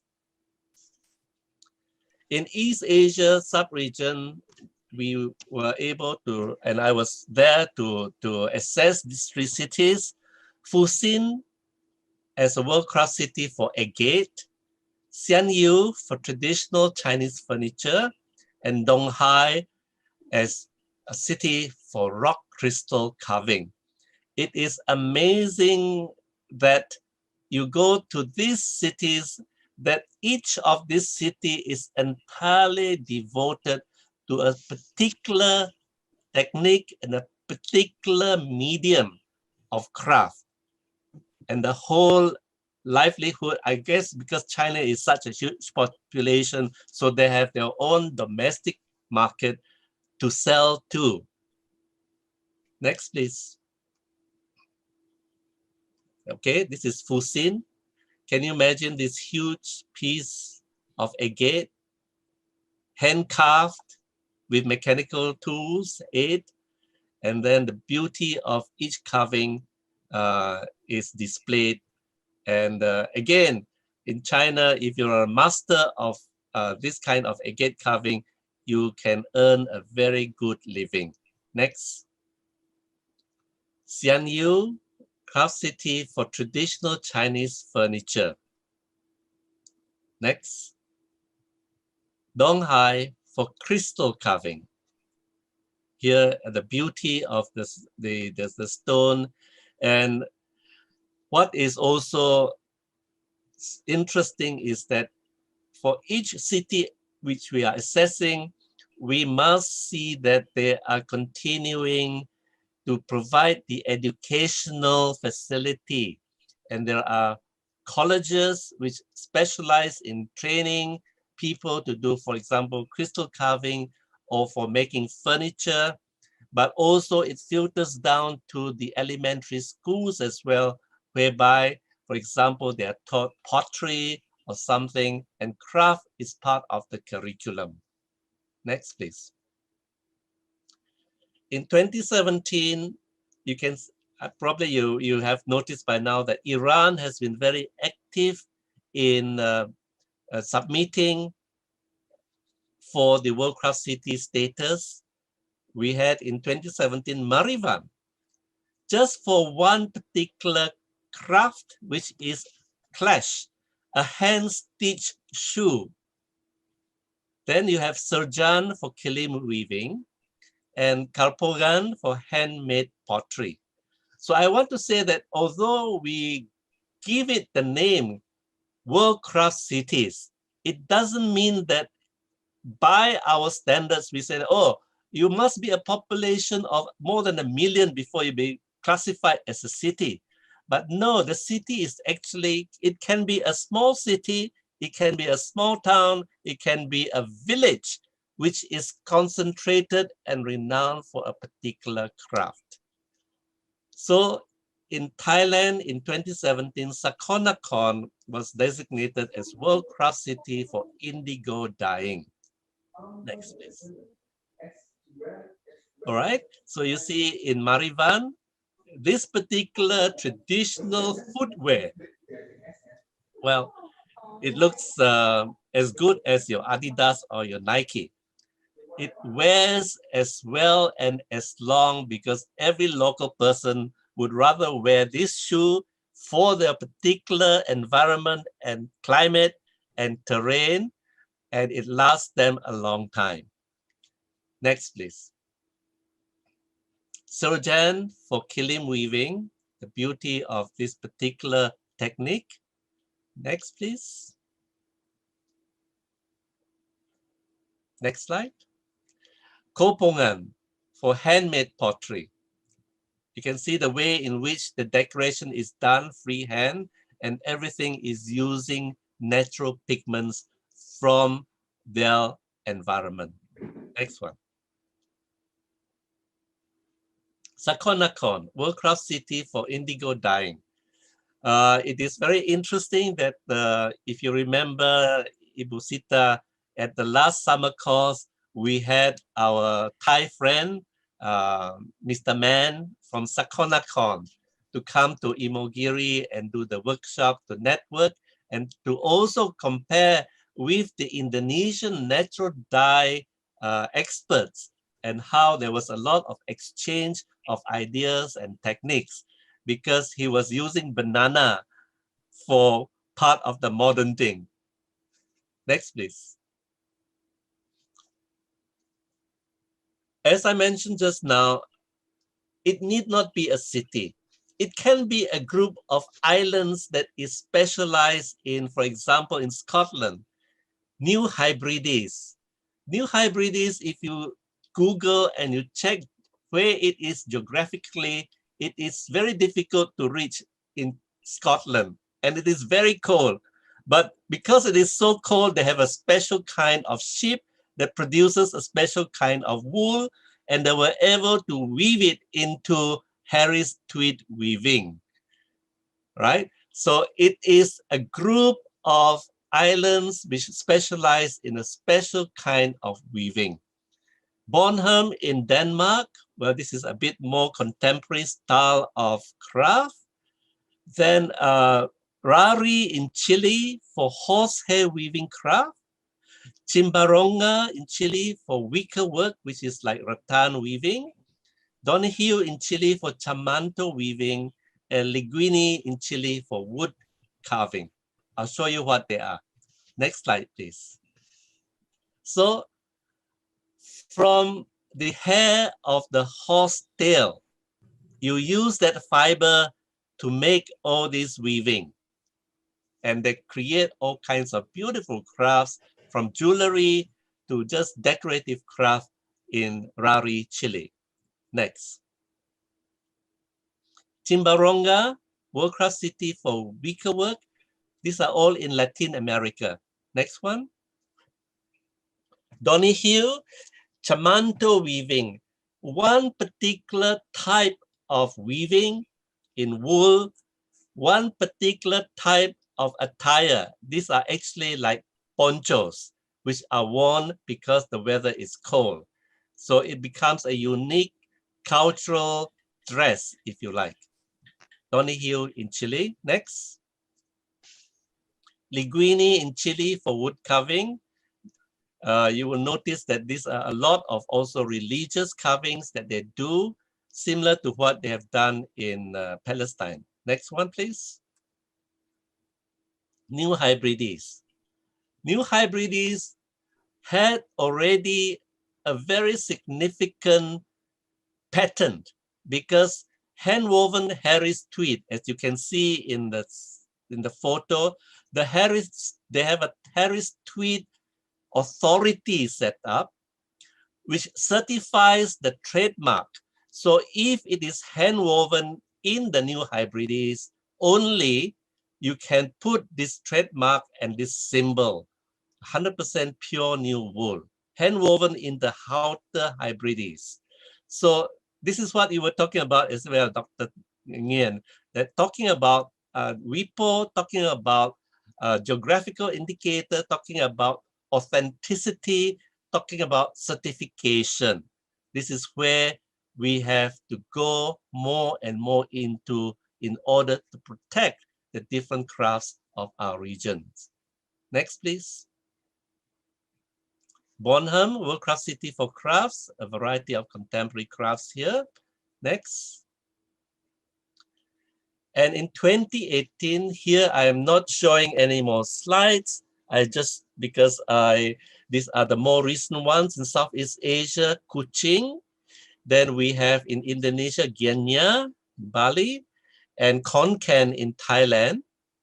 From West Asia, from Iran, again, we had 3 places: Mebot for floor covering, Abade for wood carving, Korashat for hand-woven fabrics. And then in Lebanon, we had Sedon. And in China, Ansi, famous for its rattan and iron crafts. Now, I have to tell you a little secret, which probably the Chinese will not tell us, right?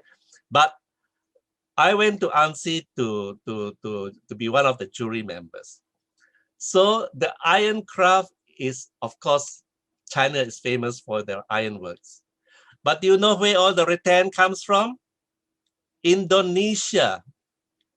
Indonesia exports all its rattan to China, and it ends up in Ansi. They stockpile your rattan and they make the rattan and iron combined furniture for the world market, if you like. So it's interesting, isn't it? Maybe it's that kind of economic collaboration, Pak Rahadi. Next, please. 2019, Southeast Asia, Thailand, we had Chiang Mai for crafts. Iran, again, had 4 designated. Ghaznabat, Malayer, Shiraz, the famous historical city, Sanjan. And in Palestine, we had Bahla. In Uzbekistan, we had Kokand. Kyrgyzstan, Isikul for crafts. And then Southeast Asia, we had Nepal, Lalitpur. And Bangladesh, we had Sonagaon for crafts, which means that Sonagaon is more for its Jamdani weaving. In Europe, in England, we had Farnham for crafts. And Latin America was probably one of the last cities that was visited, and then Trinidad in Cuba for its needlework, which is like lace. Next, please. So this is the latest count, unless I am mistaken or I've counted wrongly. But total to date, there are 46 cities.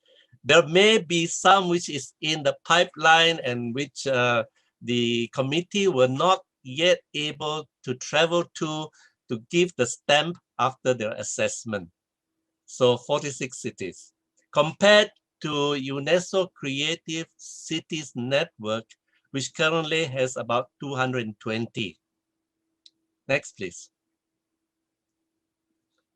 So talking about networking, I'm sharing with you, this is a slide actually taken from Dr. Gada's presentation, all right? And she had this desire that these cities with similar medium of craft should work more closely together. And we were talking about this in 2019 at the World Craft Cities Network meeting held in Kuching in December 2019, at which the princess from Yogyakarta was presenting a paper. So, for example, Jaipur, Isfahan, and Hebron, they were awarded for crafts in general. Then you have Mashhad, Fusin, and Donghai. They specialize in hard stone, for example, semi-precious stones, agate, and rock crystal. So they should be exchanging more technological skills and design. And for those other places in the world who want to learn more, and if these cities would host workshops, or even right now, like online forums and all that, there could be more knowledge shared and more skills shared probably if there is a possibility of even doing online workshops. Tabriz and Shurjan, carpet and kilin weaving. Mahabalipuram in India and Hoi An. These are completely two different cultures, India and China, and the style of expression is completely different because Mahabalipuram is more religious figures of India, and Hoi An is more geared towards the Chinese expression.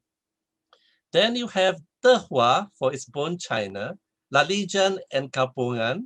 They're all doing ceramics or porcelain, either using a wheel, handmade, or maybe they have even progressed to using more technological skills.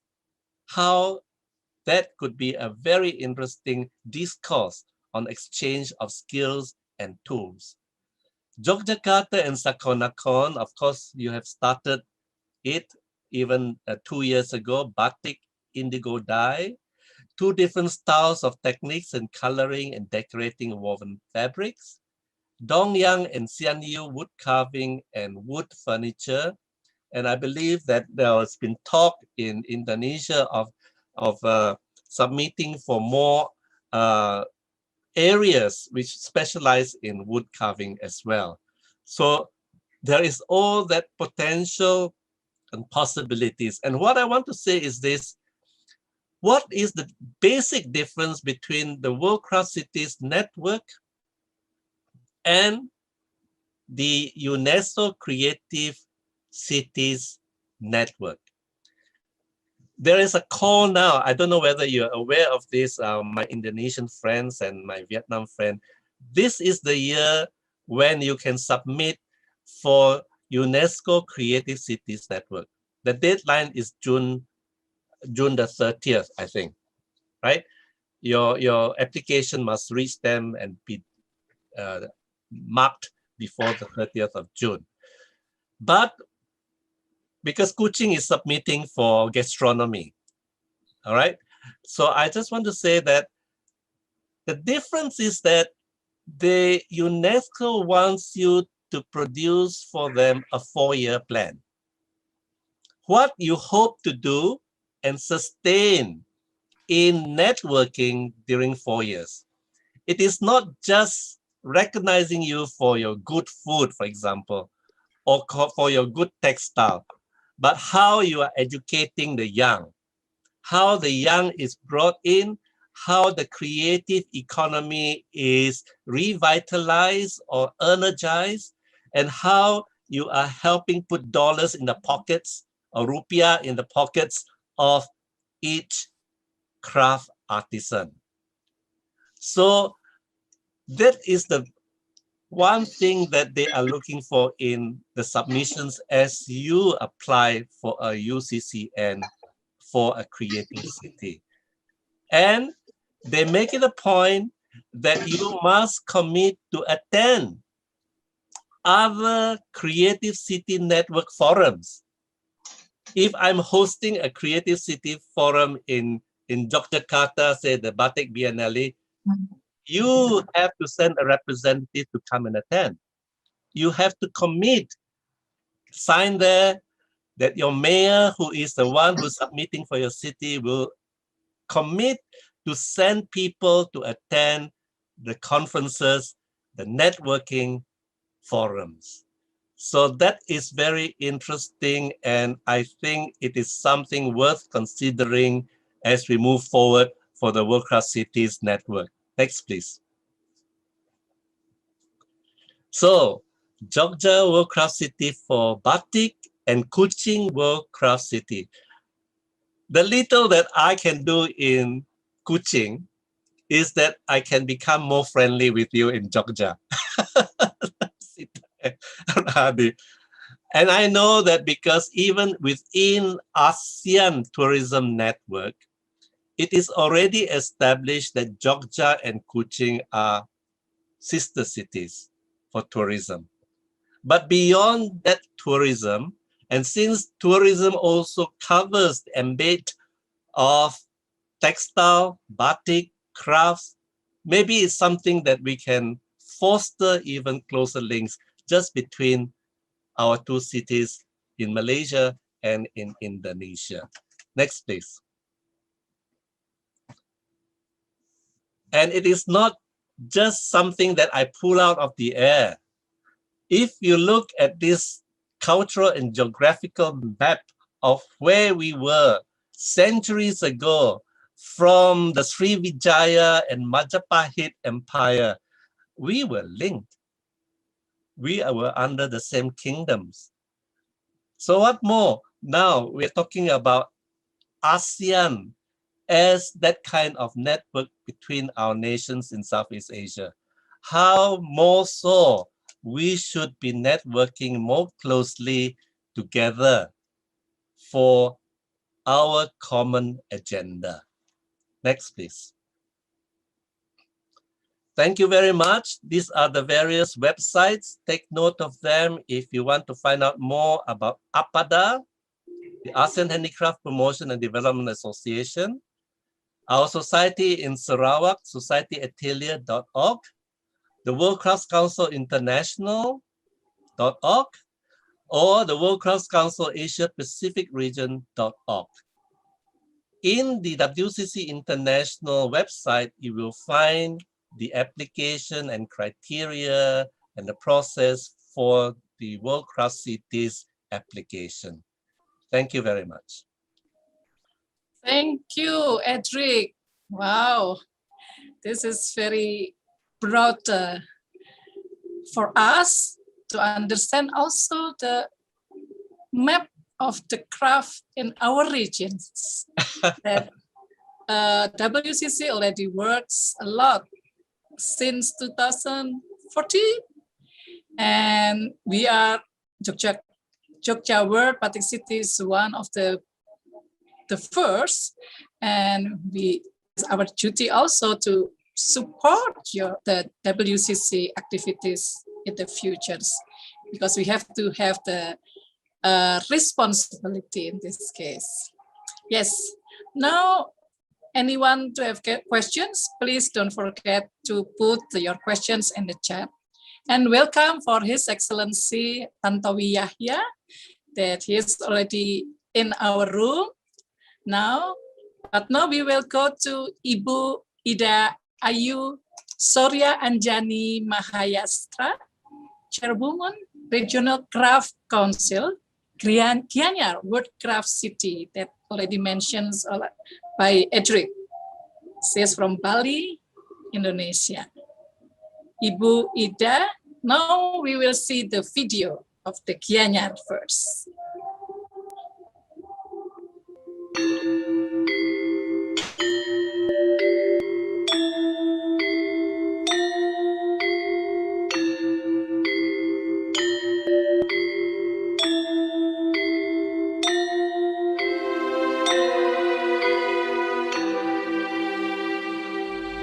Selamat datang di Gianyar.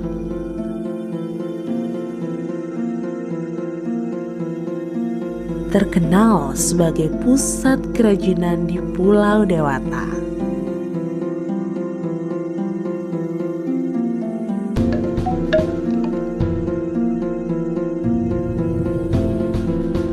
Surga para penikmat seni dan kerajinan. Mayoritas pencarian masyarakat sebagai pengrajin bukan semata untuk menyambung hari esok, namun menjaga, mewarisi, dan melestarikan pesona budaya Bali. Kerajinan ukir patung, detail demi detail pahatan seakan menggambarkan ungkapan jiwa. Perak juga seakan menambah kemilau pesona Bali. Kunjungan ke Bali belum lengkap tanpa mengunjungi Desa Celup Sukawati Gianyar. Menyusuri Celup seperti memasuki pabrik perak raksasa. Disinilah sejak tahun 1915 pengrajin perak dan perhiasan telah berlangsung turun-temurun. Tak luput kekaguman akan kekayaan kain tenun tradisional Gianyar.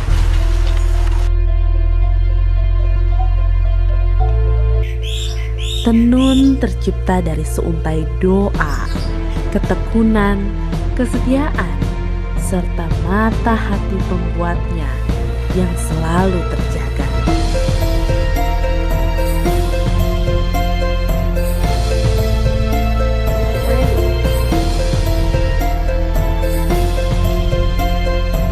Mutu dan kualitas menjadi modal utama eksistensi Gianyar untuk berkontribusi sebagai kota kerajinan dunia. My first visit to Bali, and I am happy to start here in Semoga kegiatan ini dapat bermanfaat bagi seluruh masyarakat Gianyar dalam mendukung upaya pelestarian seni budaya dan kerajinan di Kabupaten Gianyar. Pesona Gianyar untuk Pulau Seribu Pura tak luput dari campur tangan bantuan pemerintah. Gianyar menawarkan pengalaman tak tergantikan bagi siapapun yang mengunjunginya.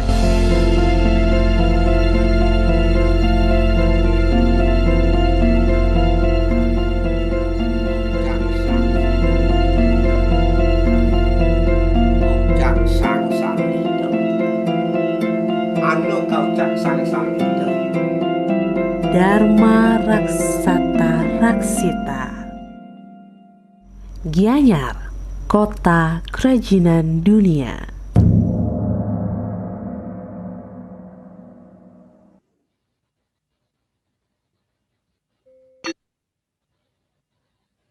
Gianyar, kota kerajinan dunia. Gianyar, World Craft City. Ceritakan Ibu Ida Ayu Ketut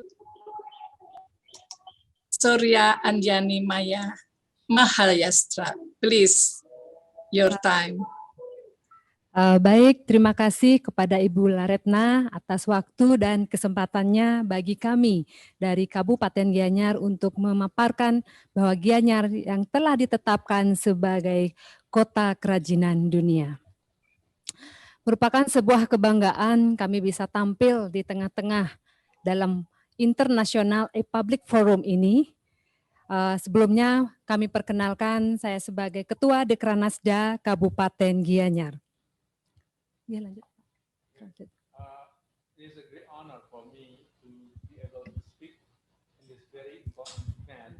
So I'm the chairman of... Yang menerjemahkan tidak terdengar ya kelihatannya.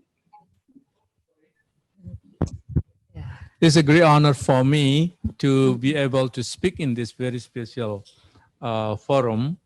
I'm the chairman of the Deskanada, the Regency of Gianyar. Baik, slide, next slide. Di sini kami tampilkan di hadapan Bapak Ibu sekalian bahwa potensi yang dimiliki oleh Kabupaten Gianyar kita lihat bahwa sudah berbagai macam kerajinan tampil di hadapan kita dan juga tarian-tarian yang menggunakan hasil daripada kerajinan dari Kabupaten Gianyar. So in this display, I am showing you the different kind of the craft, including that they use in dance performance, so you can see the great potential of the Gianyar district. Gianyar merupakan salah satu dari kabupaten kota yang ada di Provinsi Bali dengan jumlah penduduk 551.000 jiwa. Gianyar is one of the district in Bali with 500 people inhabited in this district. Next slide. Saat ini kita akan berbicara tentang perjalanan sejarah Gianyar yang mana di awal daripada sejarah Gianyar diawali dengan dari sistem kekerajaan. Kemudian pada tahun berikutnya melalui pemerintahan yang mana pada saat ini yang dipimpin oleh kepala daerah atau bupati pada saat ini sudah sebanyak 11 kepala daerah yang saat ini bupatinya adalah Bapak Imade Mahayastra. So this is the long timeline of the Gianyar history from the kingdom era into the modern republican government system with 11 mayor, and the current mayor is Mr. Kade Mahayastra. Next. Salah satu yang menunjukkan bahwa Gianyar telah dikenal sebagai kota kerajinan. Next. Ya, salah satu kerajinan yaitu Puri Gianyar di abad ke-19. Kita lihat bahwa dari instruktur bangunan-bangunan yang ada itu sudah menunjukkan hasil-hasil daripada kerajinan masyarakat Gianyar melalui ukiran-ukiran di dalam setiap sudut bangunan tersebut. So in this picture you can see the picture of the real house of Gianyar, in which you can see the handcraft attached to every section of the house, of the real house. Next.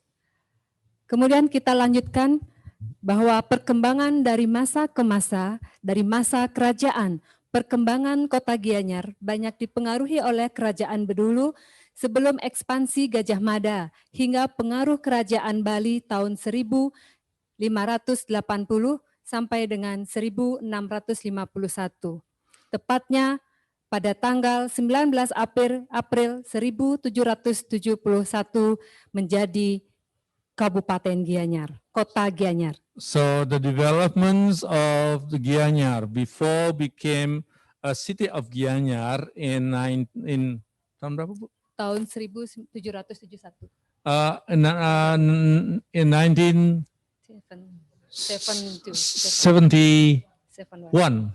Yeah, it became a regions of Gianyar. It went through a long process from the Bedulu regions, kingdom, into the Gelgel and all of that. And this is to show that once Gianyar was the culture center of Bali. Pada masa ke masa, di saat masa pemerintahan, hingga kini menjadi masa di mana Gianyar mulai berkembang pesat, baik dalam kehidupan sosial masyarakat maupun kehidupan budaya dan pariwisatanya, mulai dari tonggak pengembangan seni lukis, patung, pahat, hingga pengembangan objek wisata berbasis budaya. So the developments of the culture industry, tourist industry in Gianyar developed from the water space being in Bali and developed into different kind of touristic attractions, and it give a strong stimulation for the craft in this area. Selanjutnya, slide. Ya, Gianyar Bali Living Heritage. Gianyar memiliki warisan landmark heritage yang lengkap dipadankan dengan kondisi geografis dan penataan kota dengan tetap mengedepankan budaya. Yang mana konsep daripada Gianyar yaitu Dharma Raksata Raksita. Siapa yang berbuat kebenaran, dia yang akan dilindungi oleh Dharma itu sendiri. Dan bisa kita lihat di sebelah itu ada sebuah gambar yang menunjukkan bahwa penataan daripada kota Gianyar yang telah mengidentitaskan bahwa Gianyar sebagai kota kerajinan dilihat dari patung-patung yang berjejer di alun-alun Gianyar, kemudian adanya lampu-lampu kota dengan hiasan dengan bentuk seperti penjor yang memang itu ada setiap kita melaksanakan hari suci agama Hindu. So Gianyar as a living heritage has the philosophy of Dharma Raksata Raksita. So it's mean the whoever conserving and treating the cultural legacy, including and how to keep the conserve and treat the cultural legacy, including especially the craft. And you can see how the pictures on the side of the slide, where all of the maintenance of the city is all to develop the craft, the city as the craft city. Yeah. Slide. Ya. Gianyar yang telah ditetapkan sebagai kota kerajinan dunia, ini terkait dengan sejarah kerajinan dunia, sejarah kerajinan Gianyar yang pada tahun 1022 telah berkembang di Gianyar, yang mana pada awal kerajinan adalah untuk kebutuhan sakral. Artinya, okay. In the early stage of the craft history in Gianyar, it developed from the early 11th century as something for the ceremony, for ritual. It's not for commercial, but basically it is produced for ritual. Yeah. Next. Kerajinan, sejarah, budaya, nilai berkesinambungan, nilai global, ekonomi, dan ramah lingkungan. Nah, di sini dapat kami sampaikan bahwa sejarah fungsi sakral pada sejarah perbuatan kerajinan menjadi semangat bekerja dalam konsep yatnya. Yang dimaksud adalah bagaimana masyarakat itu sendiri telah melakukan aktivitas kerajinan dengan melakukan kegotong royongannya, kemudian bersama-sama membangun serta membuat ukiran-ukiran di setiap bangun tersebut. So here you can see how the sacred purpose of the craft has been maintained by the Balinese and became the motivation of the local people to develop and create their craft together in the community. Ya. Next. Adapun jenis-jenis daripada kerajinan Gianyar, yakni seperti kerajinan kayu yang bisa kita lihat dalam layar. Next. So among the handicraft that you can find in Gianyar is woodcraft. Ya. Next. Beberapa jenis-jenis kerajinan Gianyar seperti kerajinan kayu, kerajinan terus bambu. Nah, so we have wooden craft, we have bamboo handcraft, handicraft, bambu, anyaman, and weaving. Yang kami sebagai Ketua Dekranasda Kabupaten Gianyar melakukan pembinaan serta bimbingan kepada perajin-perajin kami yang ada di masing-masing sentra. And we continue to do some kind of guidance and directing the productions of the handicraft in every center of the craft around our district. Yeah. Next. Jenis kerajinan lainnya juga seperti kerajinan tulang. So we have also work of craft from bone. Ya, tulang. Ya, terus next. Next. Kerajinan wayang kulit, topeng dan barong. Puppetry and mask, and including barong, a large mask. Dan kerajinan yang ada, yang tadi kami tampilkan itu bisa kita dapati di pasar-pasar tradisional ataupun pasar seni yang saat ini ada di Pasar Sukawati. All the craft that I mentioned can be easily found in the market around the Gianyar district. Ya. Jenis kerajinan lainnya seperti tekstil dan produk tekstil. Other craft based on textile. Ya. Dan kerajinan yang ramah lingkungan seperti pelapah pisang yang mana dikombin untuk menjadi tempat tisu maupun tempat cermin dan lain sebagainya. And also we have some kind of a natural craft that can be used for daily needed for tissue and other use. Yeah. Next, kerajinan perak. Silver work. Yang mana di Kabupaten Gianyar terkenal dengan kerajinan perak yang memang tersedia ataupun ada di salah satu sentra yaitu di Desa Celuk. So in Gianyar district we have a village that focus on silver work. That is Celuk village. Yeah. Next. Potensi industri kerajinan Gianyar. Kita lihat bahwa dari grafik kita lihat pertumbuhan unit usaha industri kerajinan dari tahun ke tahun mengalami peningkatan. So in this graphic you can see the increasing potential of the craft in this district. Ya, laju pertumbuhan industri kerajinan menunjukkan potensi kesinambungan dan kita memiliki 173 sentra tahun 2019. So in this graphic, you can see the sustainability of the craft center. Yeah. Next. Kontribusi sektor kerajinan.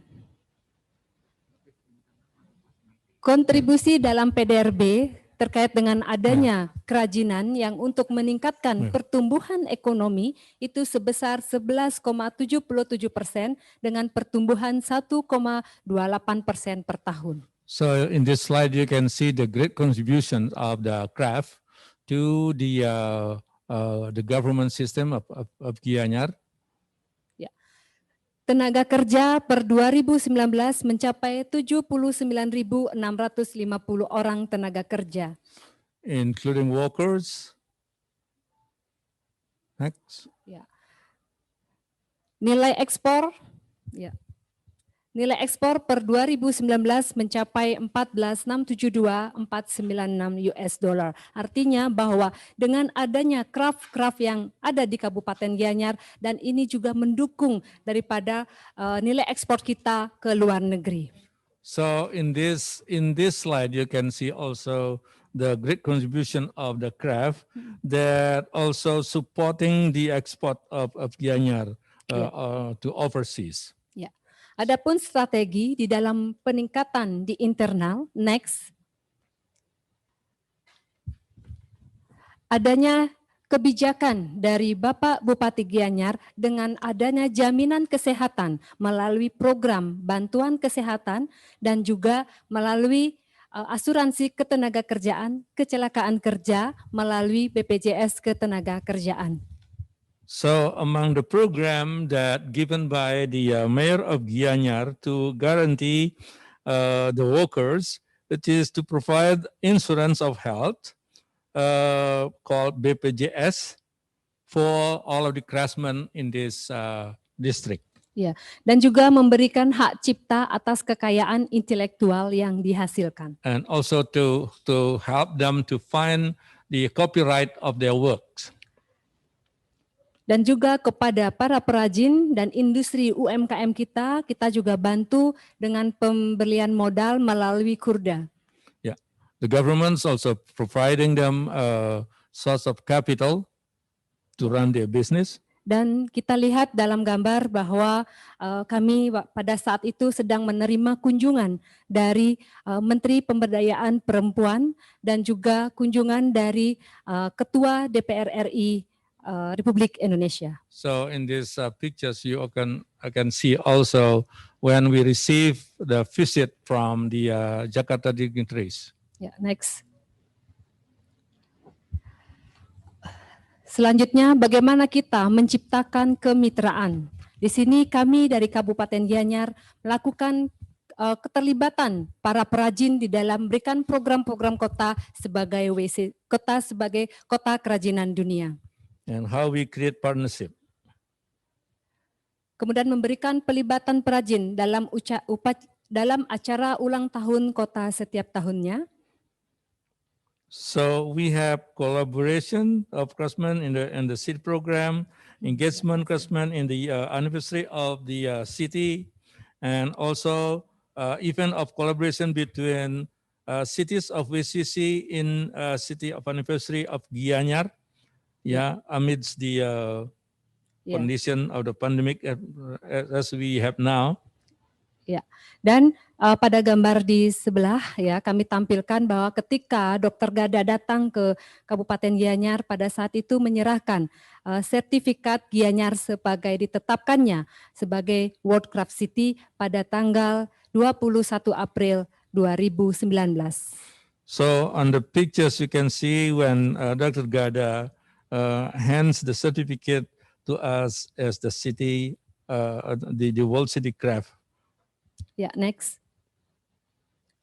Kemitraan dengan institusi internasional, Gianyar melakukan kemitraan bersama UNWTO Ubud 2018, audensi bersama dengan KBRI Singapura tahun 2019, ditetapkannya Gianyar oleh World Craft Council 2018, kemudian Bapak Bupati hadir dalam World Conference on Creative Economy 2018.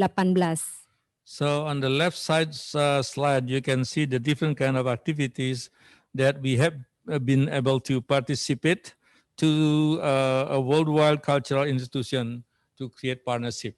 Ya, ini merupakan sebuah kebanggaan bagi Kabupaten Gianyar dengan telah ditetapkan sebagai kota kerajinan dunia dengan memenuhi 7 syarat yang telah ditentukan oleh WCC.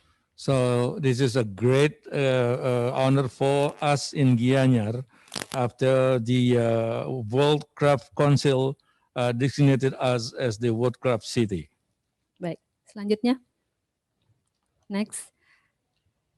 Strategi keberlanjutan. Yang pertama, penguatan regulasi tentang perlindungan terhadap produk kria dalam 5 proses kreatif, yakni kreasi, produksi, distribusi, konsumsi, dan konservasi. So one of the sustainable strategy that we have here is to strengthening the regulations on the protection of craft products in 5 process of creativity, creation, production, distribution, consumption, and conservation. Kabupaten Gianyar juga memiliki sekolah-sekolah ataupun SMK yang memang fokus pada pengembangan sektor kria sehingga memberikan dampak pengembangan kerajinan kepada generasi penerus. We in Gianyar are very lucky for having a high school of craft. So this school that focus on craft very important in sustaining the growth of the craft in this district. Mendorong UMKM untuk ikut pameran skala nasional dan internasional seperti Inacraft, Craftina, Krianusa, Trade Expo Indonesia, dan lainnya. Also to encourage microcraft industry to join the national, international exhibition like Inacraft, Craftina, Krianusa, Trade Expo Indonesia, etc. Ya, dan di sebelah gambar kita lihat bahwa di sana ada pasar seni Sukawati yang sudah direvitalisasi oleh Bapak Bupati yang sekarang lebih modern namun tidak meninggalkan nilai-nilai Balinya. So in one of the picture you can see the innovative market of Sukawati that has been innovated by our mayor of Gianyar. Dan juga kami melakukan audensi kepada Ketua Umum Dekranas, pusat terkait dengan ditetapkannya Gianyar sebagai kota kerajinan dunia yang saat itu Ibu Mufidah Yusuf Kala. So in this picture also you can see when we did some kind of consultation with the Madam Vice President of Indonesia as the chair of the Indonesian Dekranasda. Dan juga kami mengikuti beberapa pameran-pameran yang diselenggarakan oleh pusat Jakarta, dalam hal ini yaitu Inacraft, yang pada saat itu dikunjungi juga oleh Ibu Negara Iriana Joko Widodo. So we have also some pictures of the our participation in the craft exhibition in Jakarta attended by the Next. Mrs. Joko Widodo. Next. Sustainable Development Goals Gianyar bidang kerajinan. Terciptanya ekosistem kerajinan Gianyar yang berkelanjutan dengan dukungan terhadap 5 proses kreatif.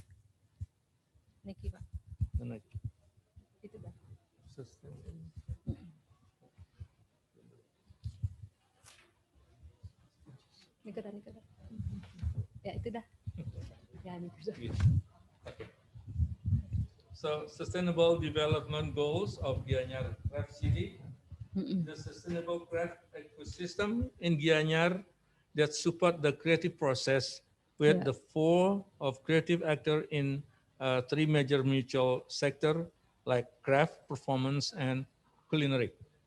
Dan juga keberlanjutan lainnya adanya pasar pusat kerajinan Gianyar yang nyaman, aman, representatif, dan modern. And also to create the sustainability of the market that it's safe, comfortable, and safe. Ya. Next slide. Ya. Bagaimana kita menghadapi pandemi? Ya, jadi kami Dekranasda Kabupaten Gianyar pada awal tahun 2020 di mana pandemi 19 ini telah melanda dunia. Dan langkah-langkah maupun upaya-upaya yang kami lakukan yaitu melakukan kunjungan ke sentra-sentra industri kerajinan yang ada di Kabupaten Gianyar. Now, how we fight the pandemic?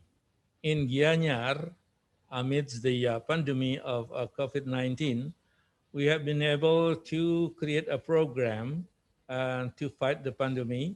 One of it is to visit the sentra of craft around our region.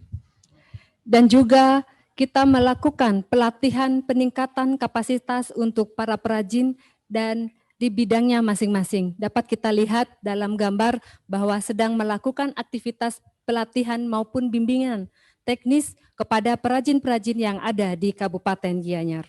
Other than purchasing the product of the craftsmen, we also continue to train our craftsmen in the area and to support their works by providing working tools and collaboration with private sector and program with bank loan access with the minimum bank of interest as stimulant. Dan melakukan kerjasama dengan corporate social responsibility sebagai stimulus pembagian kepada pembantu untuk memberikan bantuan alat kepada perajin yang membutuhkan. I already translated that. Sorry, I came a little bit faster than that. Sudah. Yeah. Jadi mengoptimalisasi penjualan secara online melalui marketplace maupun website yang dikembangkan sebagai platform penjualan online oleh pemerintah. Okay, the last one is the optimizing the digital online sales of craft and build the website and digital marketplace of craft. Ya, jadi demikian Ibu Lalita atas paparan yang kami sampaikan, kurang lebihnya kami mohon maaf. Terima kasih. So that was all, Ibu Lalita, for our presentation, and just to show you how the great potential of Gianyar becoming one of the world's craft city in Indonesia. Thank you very much. Not only for Indonesia, but for the world also. Thank you, Ibu Ida Ayu Surya Anjani. I would like to mention also that this is the management system for craft in Indonesia, that each regions like municipality as well as regency lead by the wife of the regents as well as the wife of mayor. So Ibu Ida Ayu is the wife of the regents of Gianyar City. And like Ibu, Her Majesty Queen Hamas of Yogyakarta, she is wife of the Sultan Hamengkubuwono X, who is the governor of Yogyakarta Special Regions. So, thank you very much, Ibu dan seluruh staffnya. So later on there will be questions. Yep. And now we will go to Wellington, New Zealand, that we will hear from His Excellency Tantowi Yahya. He is the Indonesian ambassador to New Zealand and Indonesian roving ambassador to Pacific. This is something that we really want to hear too. What is going on? Partnership, cooperation between Asia and the Pacifics. And I just want to mention, His Excellency is also a famous musician. Yes, so time is yours. Okay, thank you very much. Terima kasih Mbak Laretna. Sorry for making my order at the very end instead of the very first, because it's fine. Exactly, because we had to break our fasting, and I just did my fasting. Taraweh even. I've just finished my Taraweh. So thank you very much for the opportunity. I would like to say hello to all the speakers that spoke before me. And I also would like to say hello to everybody who is still watching or joining this Zoominar. Well, actually, this is a very interesting topic, especially when it comes to Pacific. And you mentioned about my role here as the first Indonesian roving ambassador to the Pacific. I would say that when you mention Pacific, not many people in Indonesia particularly are very aware of what's really happening in the Pacific. And even not many people are aware of how many countries are there and what is the dynamic which is happening there. And most importantly is the relationship between the Pacific and Indonesia. And because the time is not too much anymore, I would like to use the time very efficiently and effectively, and for which I have provided some slides, if you don't mind, Mbak Laretna. Pak Rahadi Ramlan, selamat sore Pak, apa kabar Pak? It has been a while, we haven't met. Okay, Gara, are you ready for the slide? Yes, this is the slide. Right, as requested, the theme of my presentations is cooperation and partnerships, Indonesia and Pacific in arts and culture.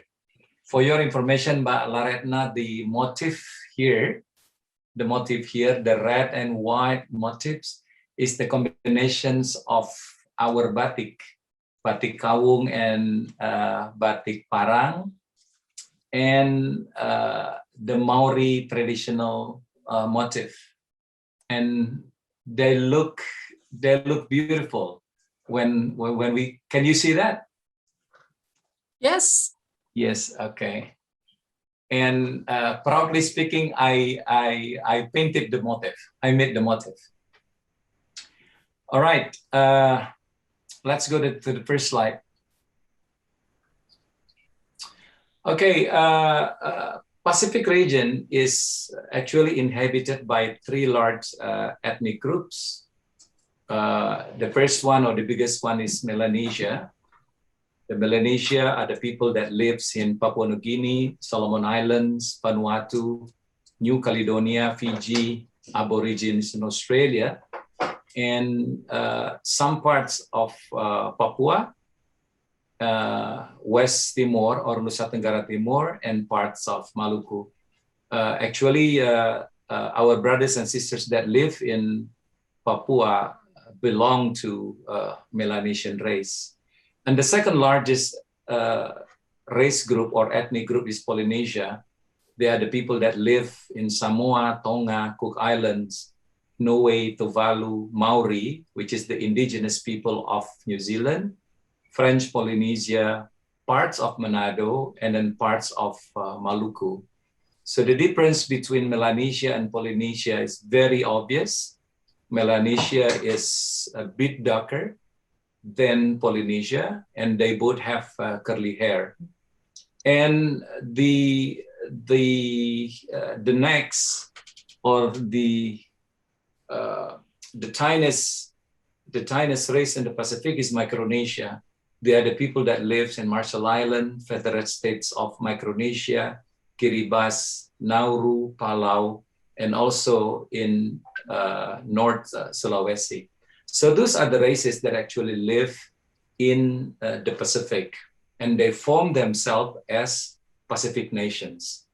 And if you look at the map over there, actually we have 3 provinces, we have 5 provinces which are situated in the Pacific, namely Papua and West Papua, Maluku and North Maluku, and West Timor. They are actually situated in the Pacific.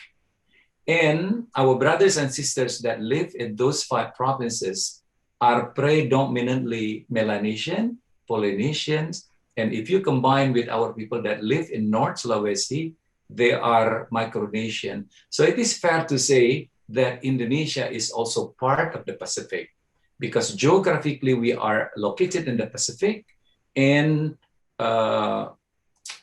culturally we are also part of the Melanesian, Polynesian, and Micronesians group. So this is fair to say once again that Indonesia is part of the Pacific. Next. Now, like I said, we have 5 provinces which are located or situated in the Pacific, like I mentioned earlier. And ethnically and culturally, we also belong to Polynesians and Melanesians community in the world.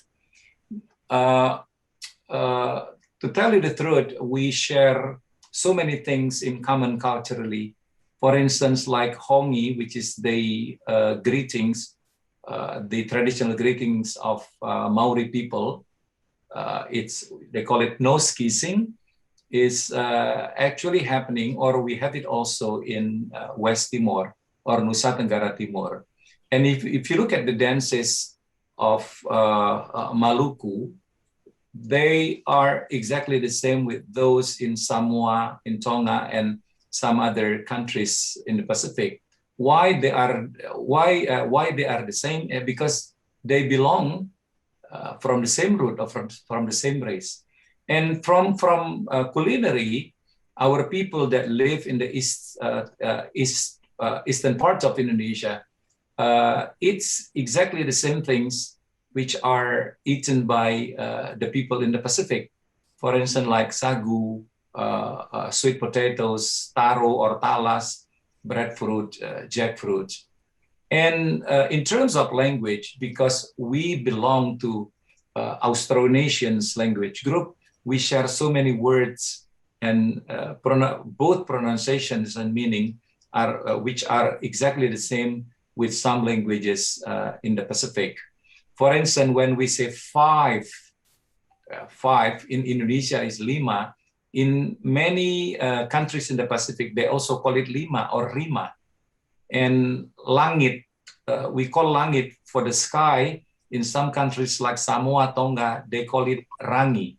And then when we say blue, which is biru, in some countries in the Pacific, they call it blue, they call it biru. So having this in our pockets, ladies and gentlemen, actually we have a great access to penetrate Pacific market, because unlike China and Australia and the United States, which now become the three big powerhouses in the Pacific, we have something in common with most of the Pacific countries. And it should be translated into our ticket to penetrate into Pacific market. Next. Now, connecting the dots, what we have been doing, Mbak Laretna, for the last 5 years is how to connect our Pacific Indonesia with the rest of the Pacific. Like I said, we have we have facts that cannot be denied by anyone, which is geography and demography, that we are part of the Pacific. The job that we have been doing for the last 5 years is to connecting the dots. So the first thing that we did back in 2018 is organizing a concert. We call it the Symphony of Friendship, which is collaborations of musicians of New Zealand and Indonesia. It was a very unique concert and very much watched by the people and very much talked about by the people in New Zealand, because we were successfully combining the elements of music from the eastern part of Indonesia with the music from the Pacific. And we also successfully organized a batik exhibition for the very first time in the Parliament building. And we were able to display about 100 batiks, which are the collections of batik collectors in Jakarta. And we were very proud and happy that we received such a great support from Jakarta for this, the first ever batik exhibition in the Parliament building. And lastly, 2 years ago, we managed to hold the first ever, the first biggest and comprehensive exhibition of trade, investment, and tourism in the Pacific, which we call Pacific Exposition.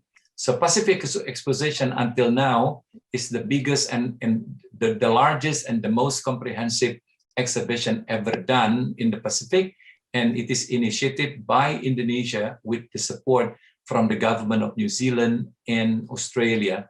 It's a biannual event, so we did it for the first time in 2019, and this year we will do it again in October.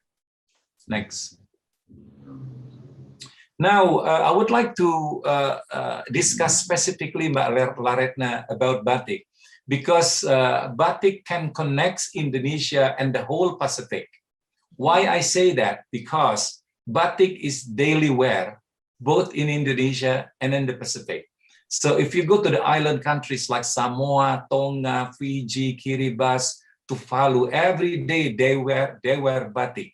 They don't call it batik, obviously, but what they wear every day is actually batik. So we have an entry to penetrate their market. And the patterns are more or less the same.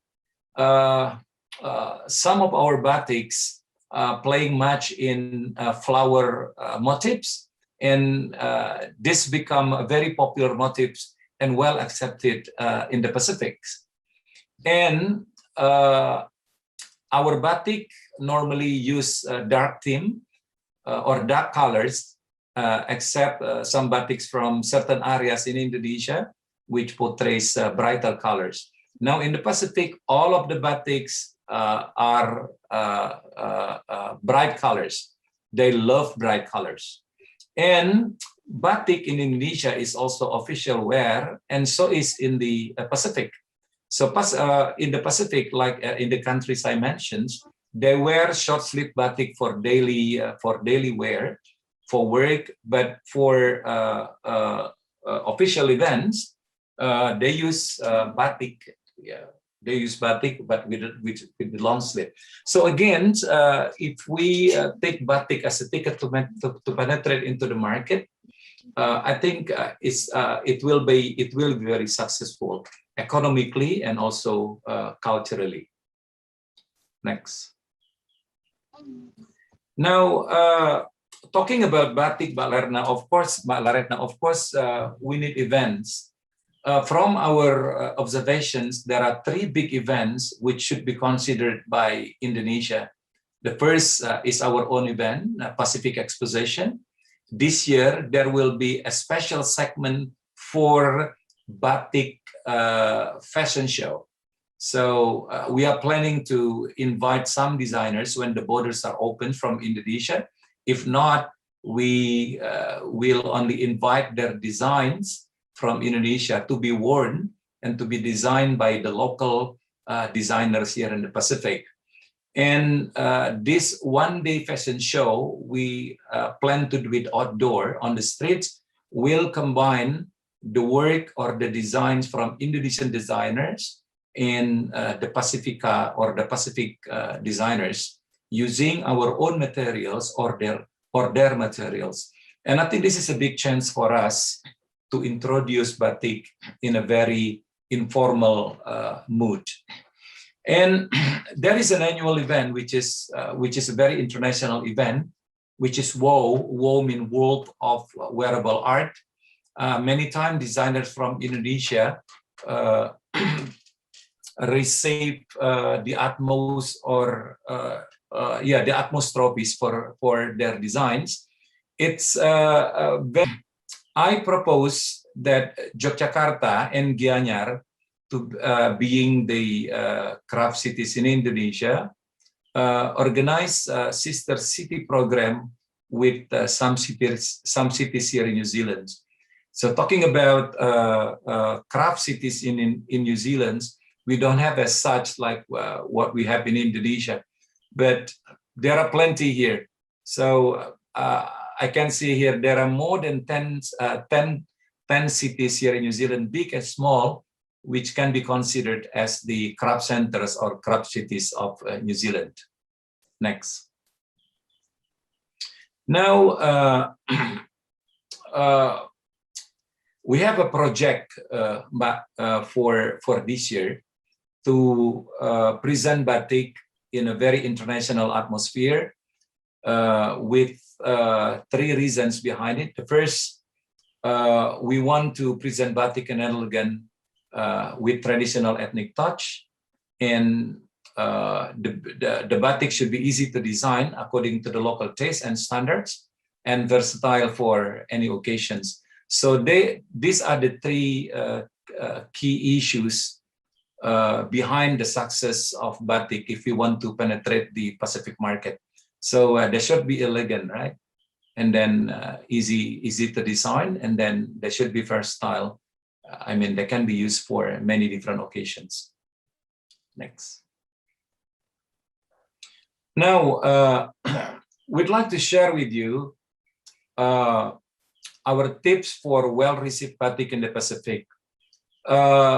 Our motif should be adjusted according to the taste of the Pacific. The taste of the Pacific are first bright colors, and they prefer flowery motifs and not too many colors like our batik. So batik like indigo batik with only blue and light blue is well received here in the Pacific. So there should be color adjustment, and then promoting contemporary style and batik as everyday fashions. So if you can combine those 3 elements, I'm very optimistic that our batik can be well received here in the Pacific. Remember, Pacific is an untapped market. It's not a small market. If you combine Australia and New Zealand in it, then we are talking about a market of 40 million. That's not bad, okay, with good buying power, especially that happens to Australia and New Zealand. And this market has not been touched properly by Indonesian businessmen. And this is what we have been doing for the last 4 years, convincing our business people in Indonesia to tap into Pacific market. we have been absent in this market for so long time, and as a result, of course, China filled the market very successfully. So I think it's about the times now for Indonesia, with a lot of similarities that we have to tap into this market. Next. Now, if we want to be successful in tapping the Pacific market, not only for batik, there are 6 elements that we have to be taken care of. The first, the Pacific here, they demand high quality products that use high quality materials, especially when you want to tap into Australia and New Zealand. They are only dealing with good products. There is no place for bad products in the Pacific, especially Australia and New Zealand being the 2 largest markets. And then all the products that we produce should be environmentally friendly. So the process should be transparent. So the process should be environmentally friendly. This is very important. The third, when we get back to batik, if we want to be successful in this market, our batik should be designed by local designers because they know exactly what the market wants. So it can be batik, but when it comes into wear, the design should be pretty much different than what we have in our mind. But to me, it doesn't really matter. The most important thing that our batik is received and worn here in the Pacific. And then, if possible, we need a public figure to wear a batik wear. So having a public figure, for instance, from Samoa, Tonga, Samoa, and New Zealand, and wear our batik in important occasions will certainly elevate batik in a very fast way. Next, number 5, or the 5th element is suited to the Pacific market. Suited to the Pacific market means that we cannot force our batik to be received here, right? Because like I said, the motif, the colors that we have are very much different than what they demand. So coming back again to the topics that we said earlier, it should be done with the perspective of what the people want and designed by their designers. And the other one, sorry, Gara, the other one is what is the other one? It is close by. This is blocked by this. Okay, our batik should be available at the local stores, local boutiques here. So there should be cooperation between our side with the business communities here. So having our ready-to-wear batik in the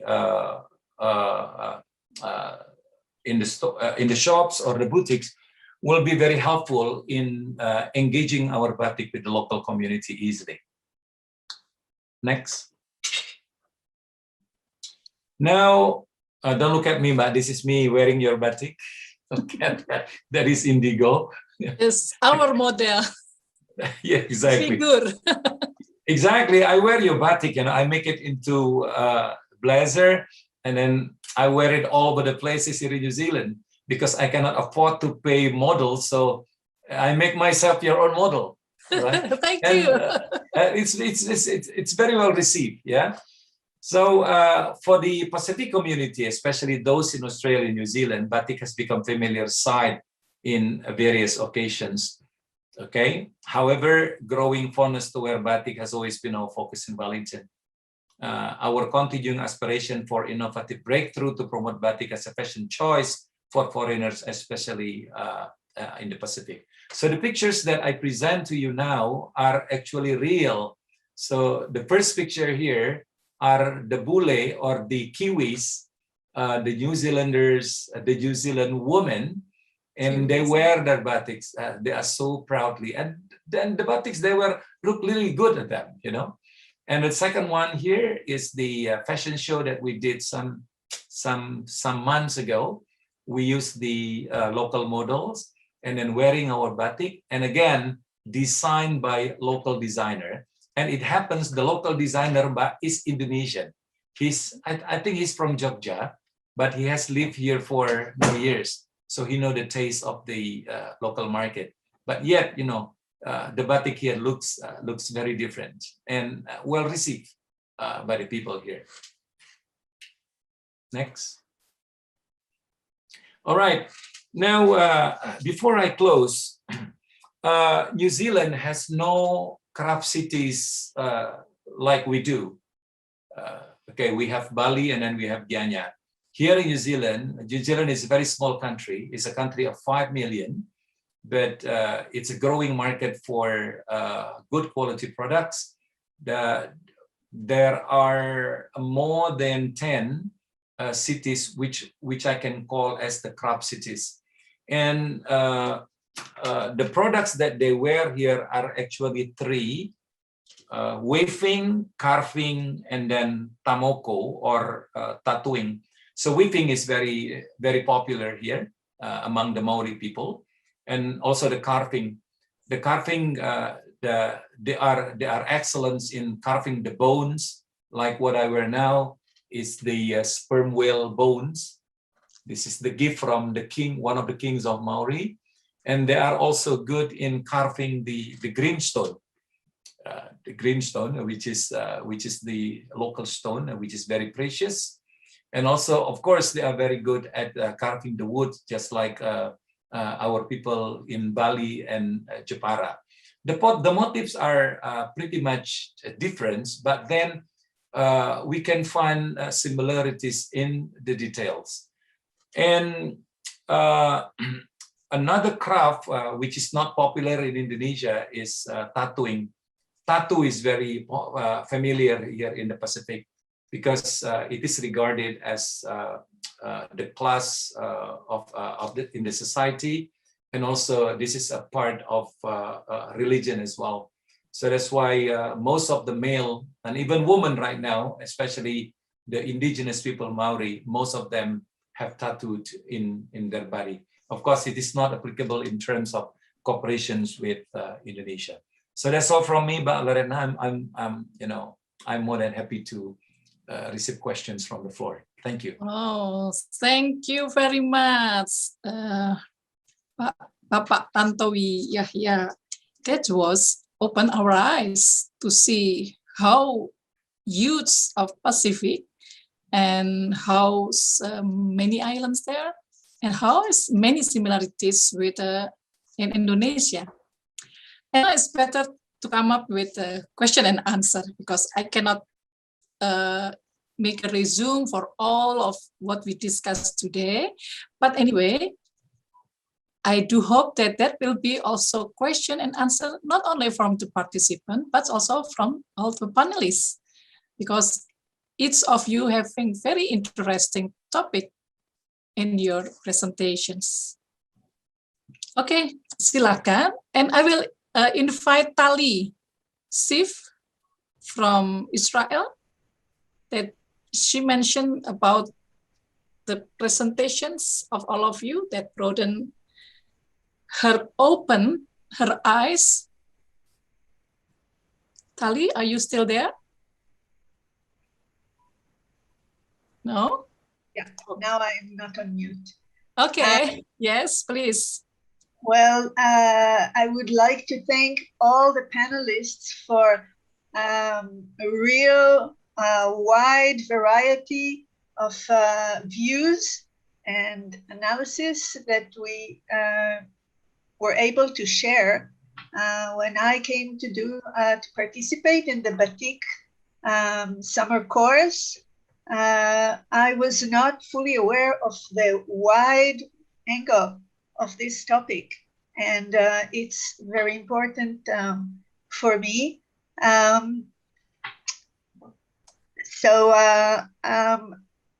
What I can express out of this afternoon, I'm a student in the university in Jerusalem, studying Indonesian studies.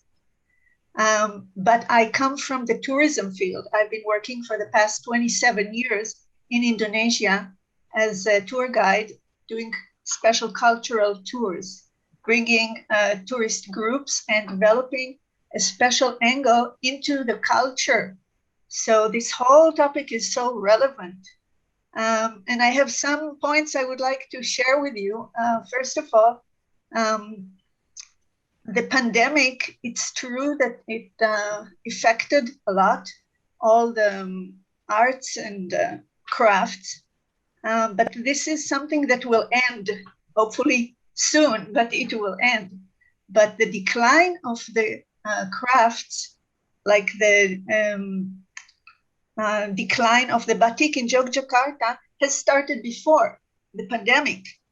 The pandemic is just escalating this process, maybe bringing it up to our focus. And when it is over, we're not going back to where we were, but this is a very good opportunity to see after the pandemic how we start a new process. This is actually an opportunity, the way I see it, to take it from this point on. And this is our responsibility, anyone involved in this, to really take active action and quick action, because when the pandemic is over, and it's not going to be rehabilitated in one day, it's going to be a process. So this is the time really to prepare the actions. All the outlines and the that were said today are really true and important, but this is an opportunity to really build the small committees in every place to implement it in a practical way. We don't have many opportunities to start from, it's almost start from the beginning of a process. And one more point I wanted to add, I see actually two main fields of dealing with this topic. One has to do with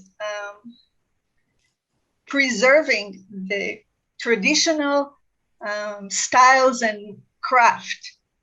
This, in many ways, contradicts the commercial part.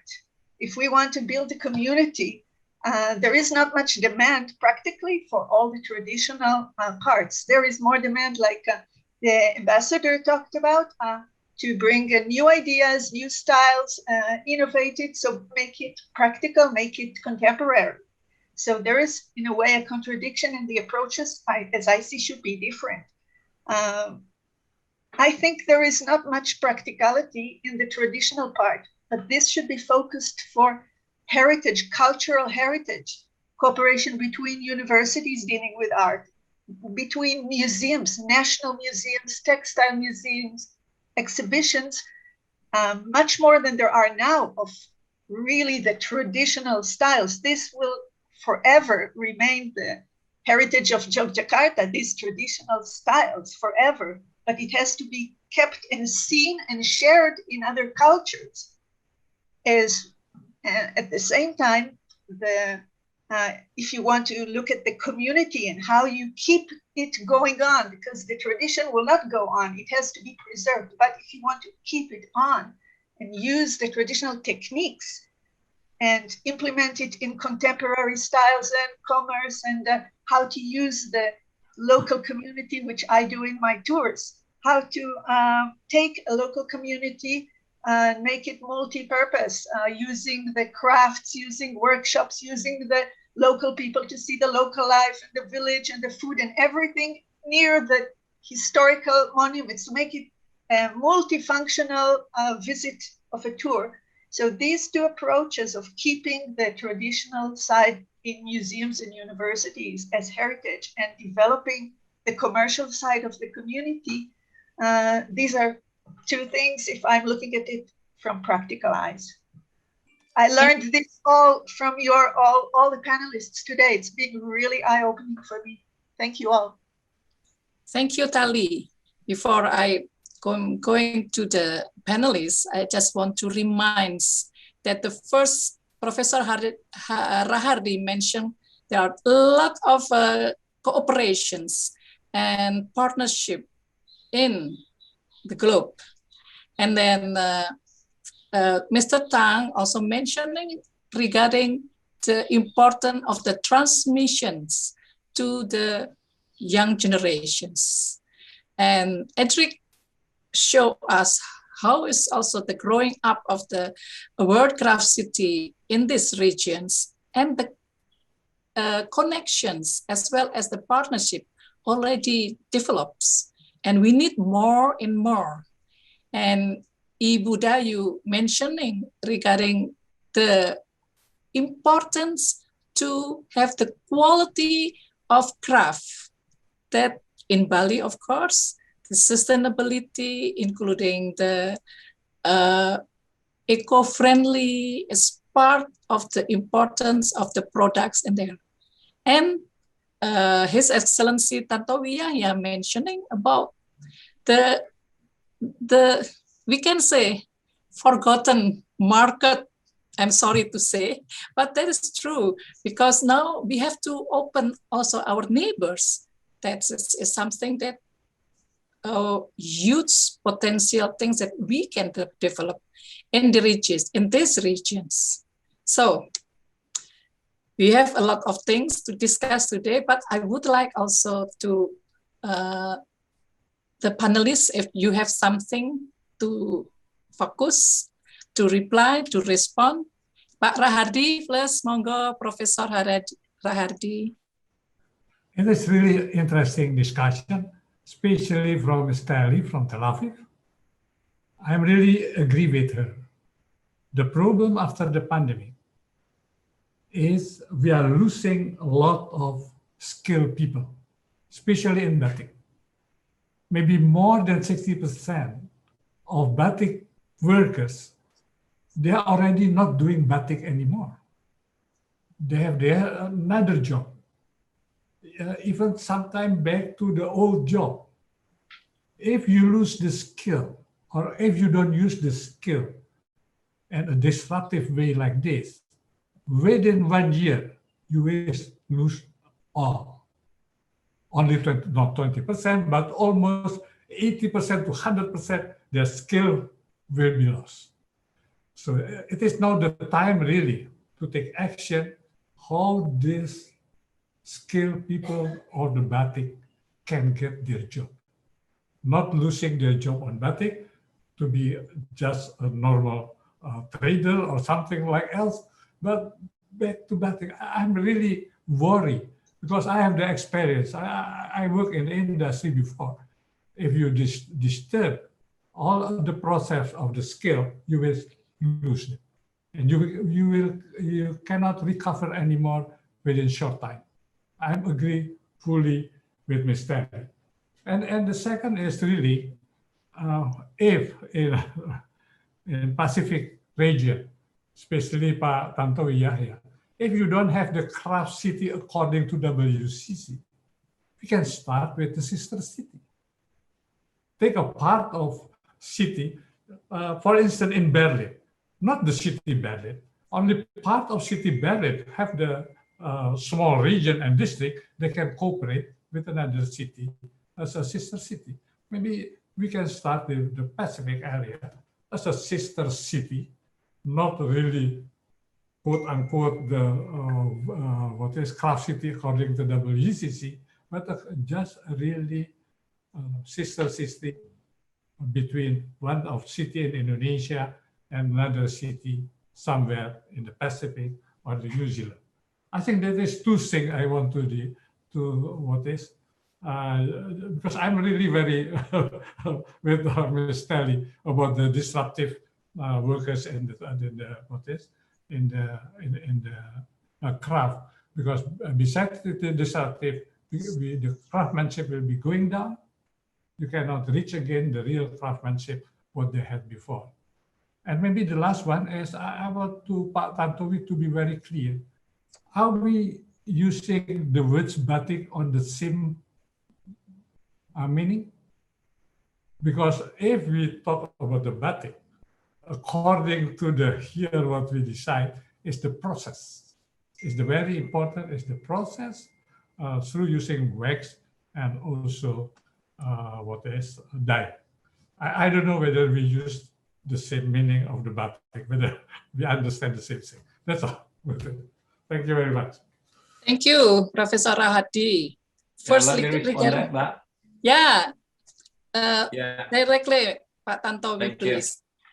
First of all, I would like to underline what was said by Pak Rahardi about his concerns of losing a lot of skilled people in batik work. And I think the concern is very well understood.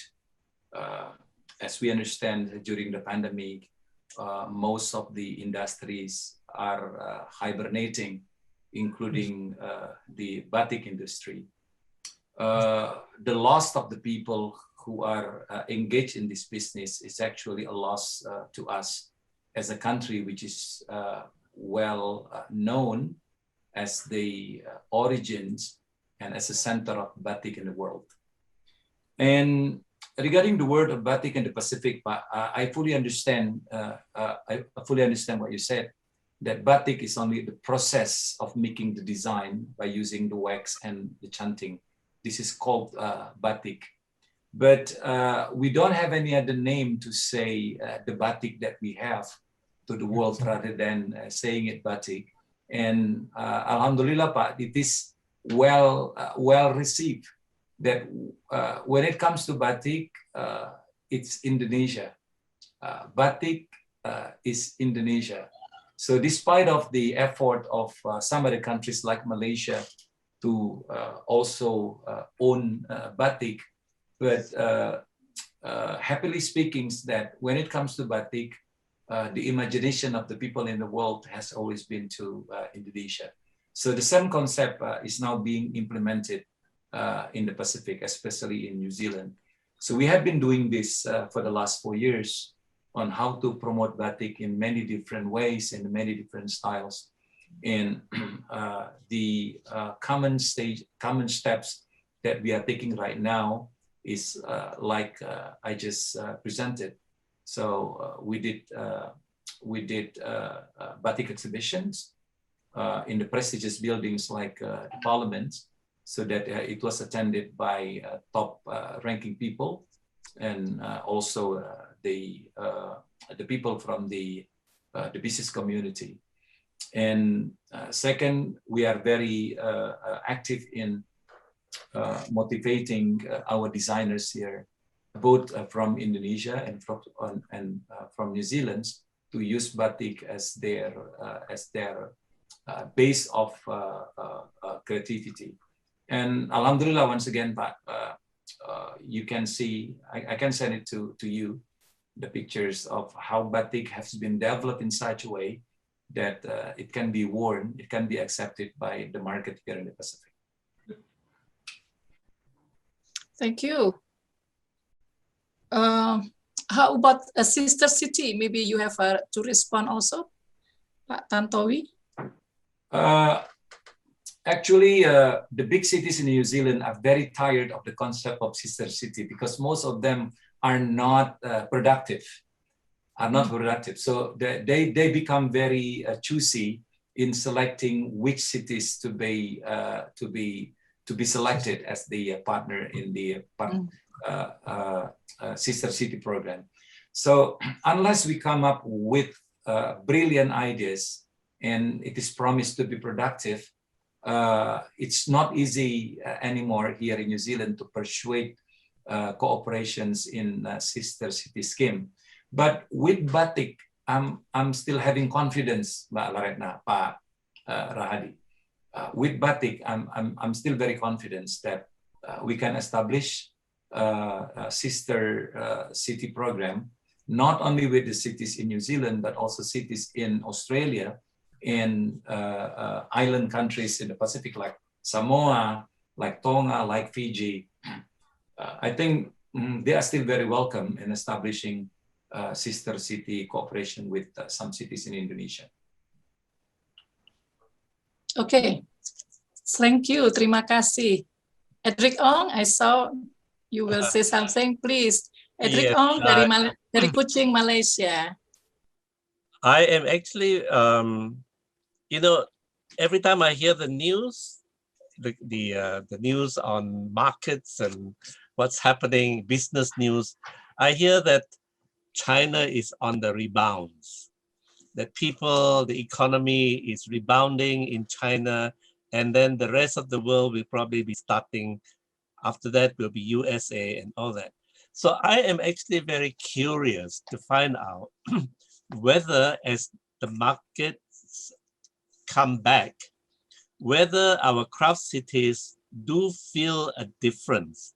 Like whether the people in Donyang, are people coming back to buy their wood carved furniture and wood carving? Are the people in Hoi An receiving more orders again for their stone carving? Are people going to buy more of the agate carving from the different craft cities that we have given recognition to? So that would be, in a way, a benchmark for us to look forward. Okay, so that's one thing that I'm interested to find out through our network. Secondly, the fact that there are no craft cities yet in the Pacific areas in Australia, New Zealand, is because some of our people have not been doing their work. Honestly speaking, if our appointed representatives there have not been actively chasing up cities or areas and getting them to make their applications and submissions, or even assisting them to submit, then they wouldn't even have heard about our program, correct? Yeah. So that's one of the points I think I need to take note and to remind some of my friends in the Pacific areas and tell them that my friend Bapak Tantowi says that they have not even heard about World Craft Cities in New Zealand, so they don't know what it is all about. Okay. The other point that I think that even as listening to Pak Rahadi and Dr. Nguyen, we're talking about maybe at least 4 Ps. First P is talking about partnerships. You know, when we're talking about cooperation, partnerships means partnerships within your country, partnership between your state, your region, and your federal government. If that is not working properly, then the system fails because the budgets will not come down and will not get allocated. So there's a lot of politics involved in that sense as well. The second is patronage. Patronage, the good patronage you have in the Sultan, in the Queen, in Yogyakarta, but whether there is sufficient patronage in other craft cities or craft areas or regions. Because if the patronage is strong, then they will really be very concerned that they're losing the craftspeople. They are not getting their assistance during the pandemic. They're not getting their packet of rice. They're not getting enough potatoes to eat. They're not getting cooking oil and all that. They're suffering. So that is something to also bear in mind. The third is promotions. People are not aware of what is happening. And I think that there are enough NGOs and concerned individuals and people out there in the world that would want to hear the stories of what's happening. If we are saying that Yogyakarta is losing 40% of its batikers, why are they losing it? The news is not getting out there. I'm not listening and I'm not knowing about it. All I know is from India that they are walking barefoot to go home from the cities. They're fleeing the cities, going back to the village. So if they're going back to the village, will they be taking up straw weaving, making mats? Or are they going back just to farming? Or would they take up a craft skill in a time when they are not working in the city? Is it worthwhile their time to make a straw mat? Then the next P I'm talking about is actually it should be M, but I'm putting it as P because we're talking about marketing, but I'm putting it as purchasing. Who is buying and who is buying what, where, and when, and for how much? So even at this time of pandemic or post-pandemic or during pandemic still, we hear from our fashion advisors or fashion forecasts and all that, that people, because they are locked up, they're not going to the office, they're not going to parties, they're not going on red carpets. So all those haute couture are not selling.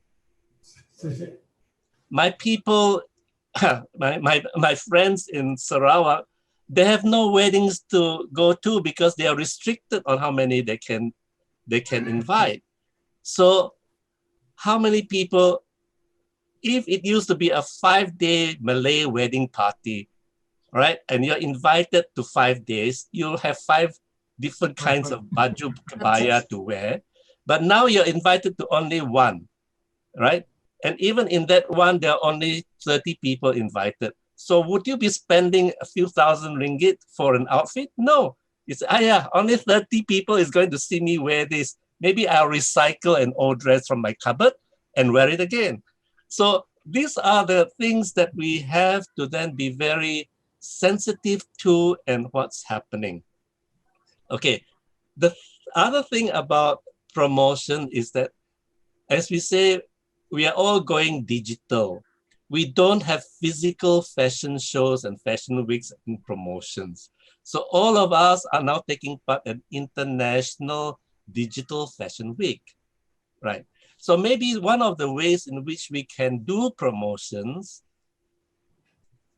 through the Jogja Batik Biennale is to have a Jogja International Batik Digital Batik Fashion Week, right? So that there is still a momentum and publicity and promotion happening, that whilst they are not able to come physically to Jogja to buy your batik, there is an opportunity for them to see on the screen. And one thing good about seeing it on the screen on YouTube is that you can replay and replay and replay whenever you like. You can also pause and look more closely, which is one of the things I find, because I've been taking part in several international digital fashion weeks now, is that the beauty of it is that, right, you have a bigger audience. The beauty of it is that you can actually, if you are doing your video, have close up of your fabric, have close up of your jewelry, have close up of your shoes, your handbags, and so on and so forth. So we have to look at alternative manners in which we are able to do the marketing. So people can also be better able to purchase maybe online. Thank you. Thank you, Edric. This is a proposed what we have to do in this kind of situations. And with his experience, like he just finished with so many digital fashion show, right? A couple of weeks ago or last week. Yeah, this is this experience that we have to follow and we have to prepare as well. And Pak Tantowi programs also will organize something in October, will be can be digital also. So virtual, so this our program as well on this a closing ceremony. If the program will be have the fashion show, digital fashion show as well. Any comment of this, please? Silakan dari Ibu Dayu, silakan. Yeah. Yes, from on behalf of Ibu Dayu, allow me 2 minutes to say please. Silakan. Okay. The first one to Pak Tantowi. There is a request from Madam Mahayastra. Maybe after the pandemic is over, we would like to meet with you to seek for some possibilities for the Gianyar region having some kind of exhibition in the Pacific area in whatever place that you might suggest, because we have so many great kind of craft to share with local people, and also to exhibit our ikat kind of material. So we are very much looking forward if there is a chance for us from Gianyar to meet with you and to discuss about this idea. The second thing is that to respond to Mr. Ong's question about who's buying the craft and is the market still running? And I have to say in Bali, we have very different situations. As Mrs. Mahayasra just mentioned, that our craft originally from the functioning of the ritual. So no matter what, in this pandemic, we still run our ritual and we still need the craft for us to use. We all know that the pandemic somehow reduced the production, but the market itself still moving because the need of the ritual. Like nowadays, we are celebrating Galungan. It's a holiday, and all of the craft related to Galungan moving very, very well. So that help our craftsmen to do their activities, and we have no worry about losing the talent of our craft because they're still doing their things only for us in the local market, even though outside market is declining very significantly. I think that's thing I would like to respond on behalf of Madam Mahayasra. Thank you very much, Ibu.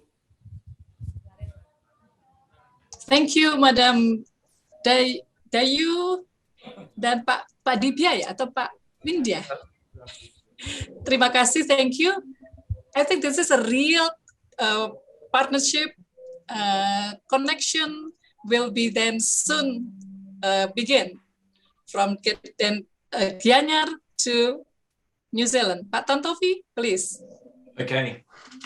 Yeah, I would like to respond the request from Ibu Mahayasra. Yes. Yeah. Thank you for having an interest in the Pacific. Pacific is a very lucrative market. It consists of 20 countries, big and small. The countries here vary from a country of only 1,500 populations up to a big country, 8.5 million like Papua New Guinea. But then most of the countries in the Pacific rely their economy on tourism. So they suffer a lot right now because they close their borders. So there is no international tourists. They are very suffering, much suffering than we are right now. But we are very optimistic. Early next year, the borders will be reopened following the more friendly situations of COVID. That is the time when we expect the jump start of economy of all the countries here in the Pacific. If you look at the small island countries in the Pacific, they look small, but don't forget when I say Pacific, it includes Australia, a country with more than 30 million people, and New Zealand, a country with 5 million people, with, of course, a very strong buying power. I'm very interested in inviting Gianyar to participate in the coming Pacific Exposition on October this year. Yeah, in observance of the uncertainty of the borders reopening, so we have decided to do it virtually. So feel free to contact me. You can get my contact number from Mbak Laretna. We can avail you one booth so that Gianyar, being the craft city in Bali, can exhibit and can promote whatever you have so that you can attract potential buyers here in the Pacific. We do it in October in anticipations of the borders reopening early next year. That is the time when we expect everything will be back to normal, inshallah. Okay, Edric, do you want to respond? Before I will yes, say something first. The chat, yes.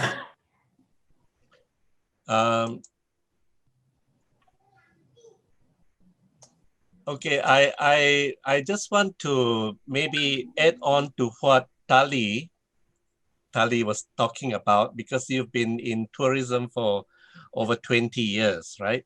So I can come back to the idea of how during this time of shutdown and not easy to travel, how we can use the digital platform like YouTube and all that to promote where our craft products are being made, the origin and the people who are actually behind the scenes of the product. Because many times people only see it in the shop when it reaches them, or in the shop in Jakarta or in Bali City, but they don't know what are the hands, whose hands have made them, and how long it takes to create and to make. Therefore, if you have more informative videos that is online and available to show what goes into a handmade, handcrafted wood carving, silver and all that, then people will be able to want to pay that price for the product. Now, coming back to our digital fashion week, what we have managed to do, even some of my friends from Indonesia, Ibu Mira from Rumah Rakuji, and even from our friend from Kalimantan, is that in showcasing our fashion collection in the digital platform, it is shown in the background of, say, the Sarawak Cultural Village, or a historical site, or a longhouse, or something, so that it is also exposing the viewer online to where we are. So I can imagine how beautiful, for example, the Gallery Batik Jawa collection being shot at Borobudur, you know? People hear so much about it, but they don't see batik being paraded or shown. And maybe some of the designs are also associated with the motifs which are on the carvings of some of your monuments. So that is again a way in which we then subtly, you know, introduce the cultural monuments, the tourist attractions of your country, your community. For one, Sita, I have always been very impressed with the Imogiri, very naive kind of batik. And I always thought that that would be the most appropriate kind of batik if I were to create a collection for children. And in fact, I gifted my Swiss grandnephew one of the Imogiri animal motif batiks, you know, for his birthday recently. So there are some ways in which tourism comes into play with what we are doing in the world of crafts. We talk about cultural tourism, creative tourism, and so that's the other point I want to make. Thank you. Okay. Before I read from the chat, Mr. Tang, do you want to say something? Yes, thank you for really interesting discussions, and I agree with Dr. Ang that we have a new, pandemic actually, in fact, affects everyone. But I believe that throughout the past 2 years, handicraft communities find ways to be resilient and trying to adapt to new situations. And I don't think that the needs for the products or the needs for development increase. It should better have taken in the other way or another. What I mean is that the emergence of e-commerce. There are so many different agents or startups started their business in online sales. So I think that the many communities, including the handicraft and other industries, greatly benefit from those channels. So and also despite of the pandemic, visual or religious significance for many cultural traditions would never decrease. I would say, and so so the needs is still there. They still have the customers, but the way how they purchase and how the products are delivered are the one big question, and how people adapt it to the new situation. So I think that the pandemic may last longer, but it is not a long-term thing to say.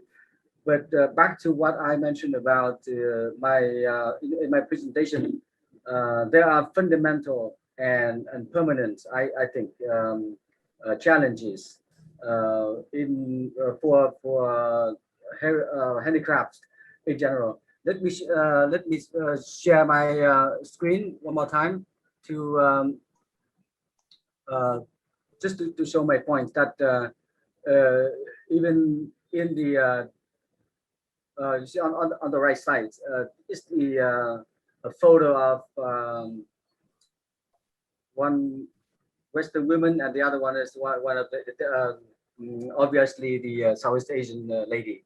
So one case study in Laos recently, and it lasts for several years, but was discovered by our Laos handicraft. It's a center for ethnology in Laos, and the case is still on. So so these are fundamental challenges. For example, the violations. The one of this company in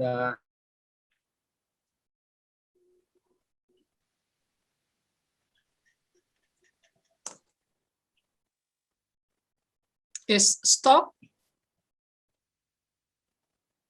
Mr. Tang.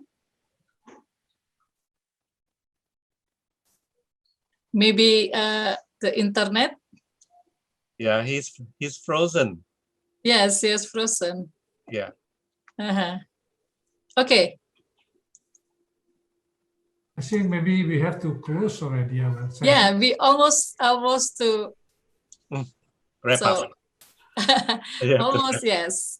Now I think, wait, okay.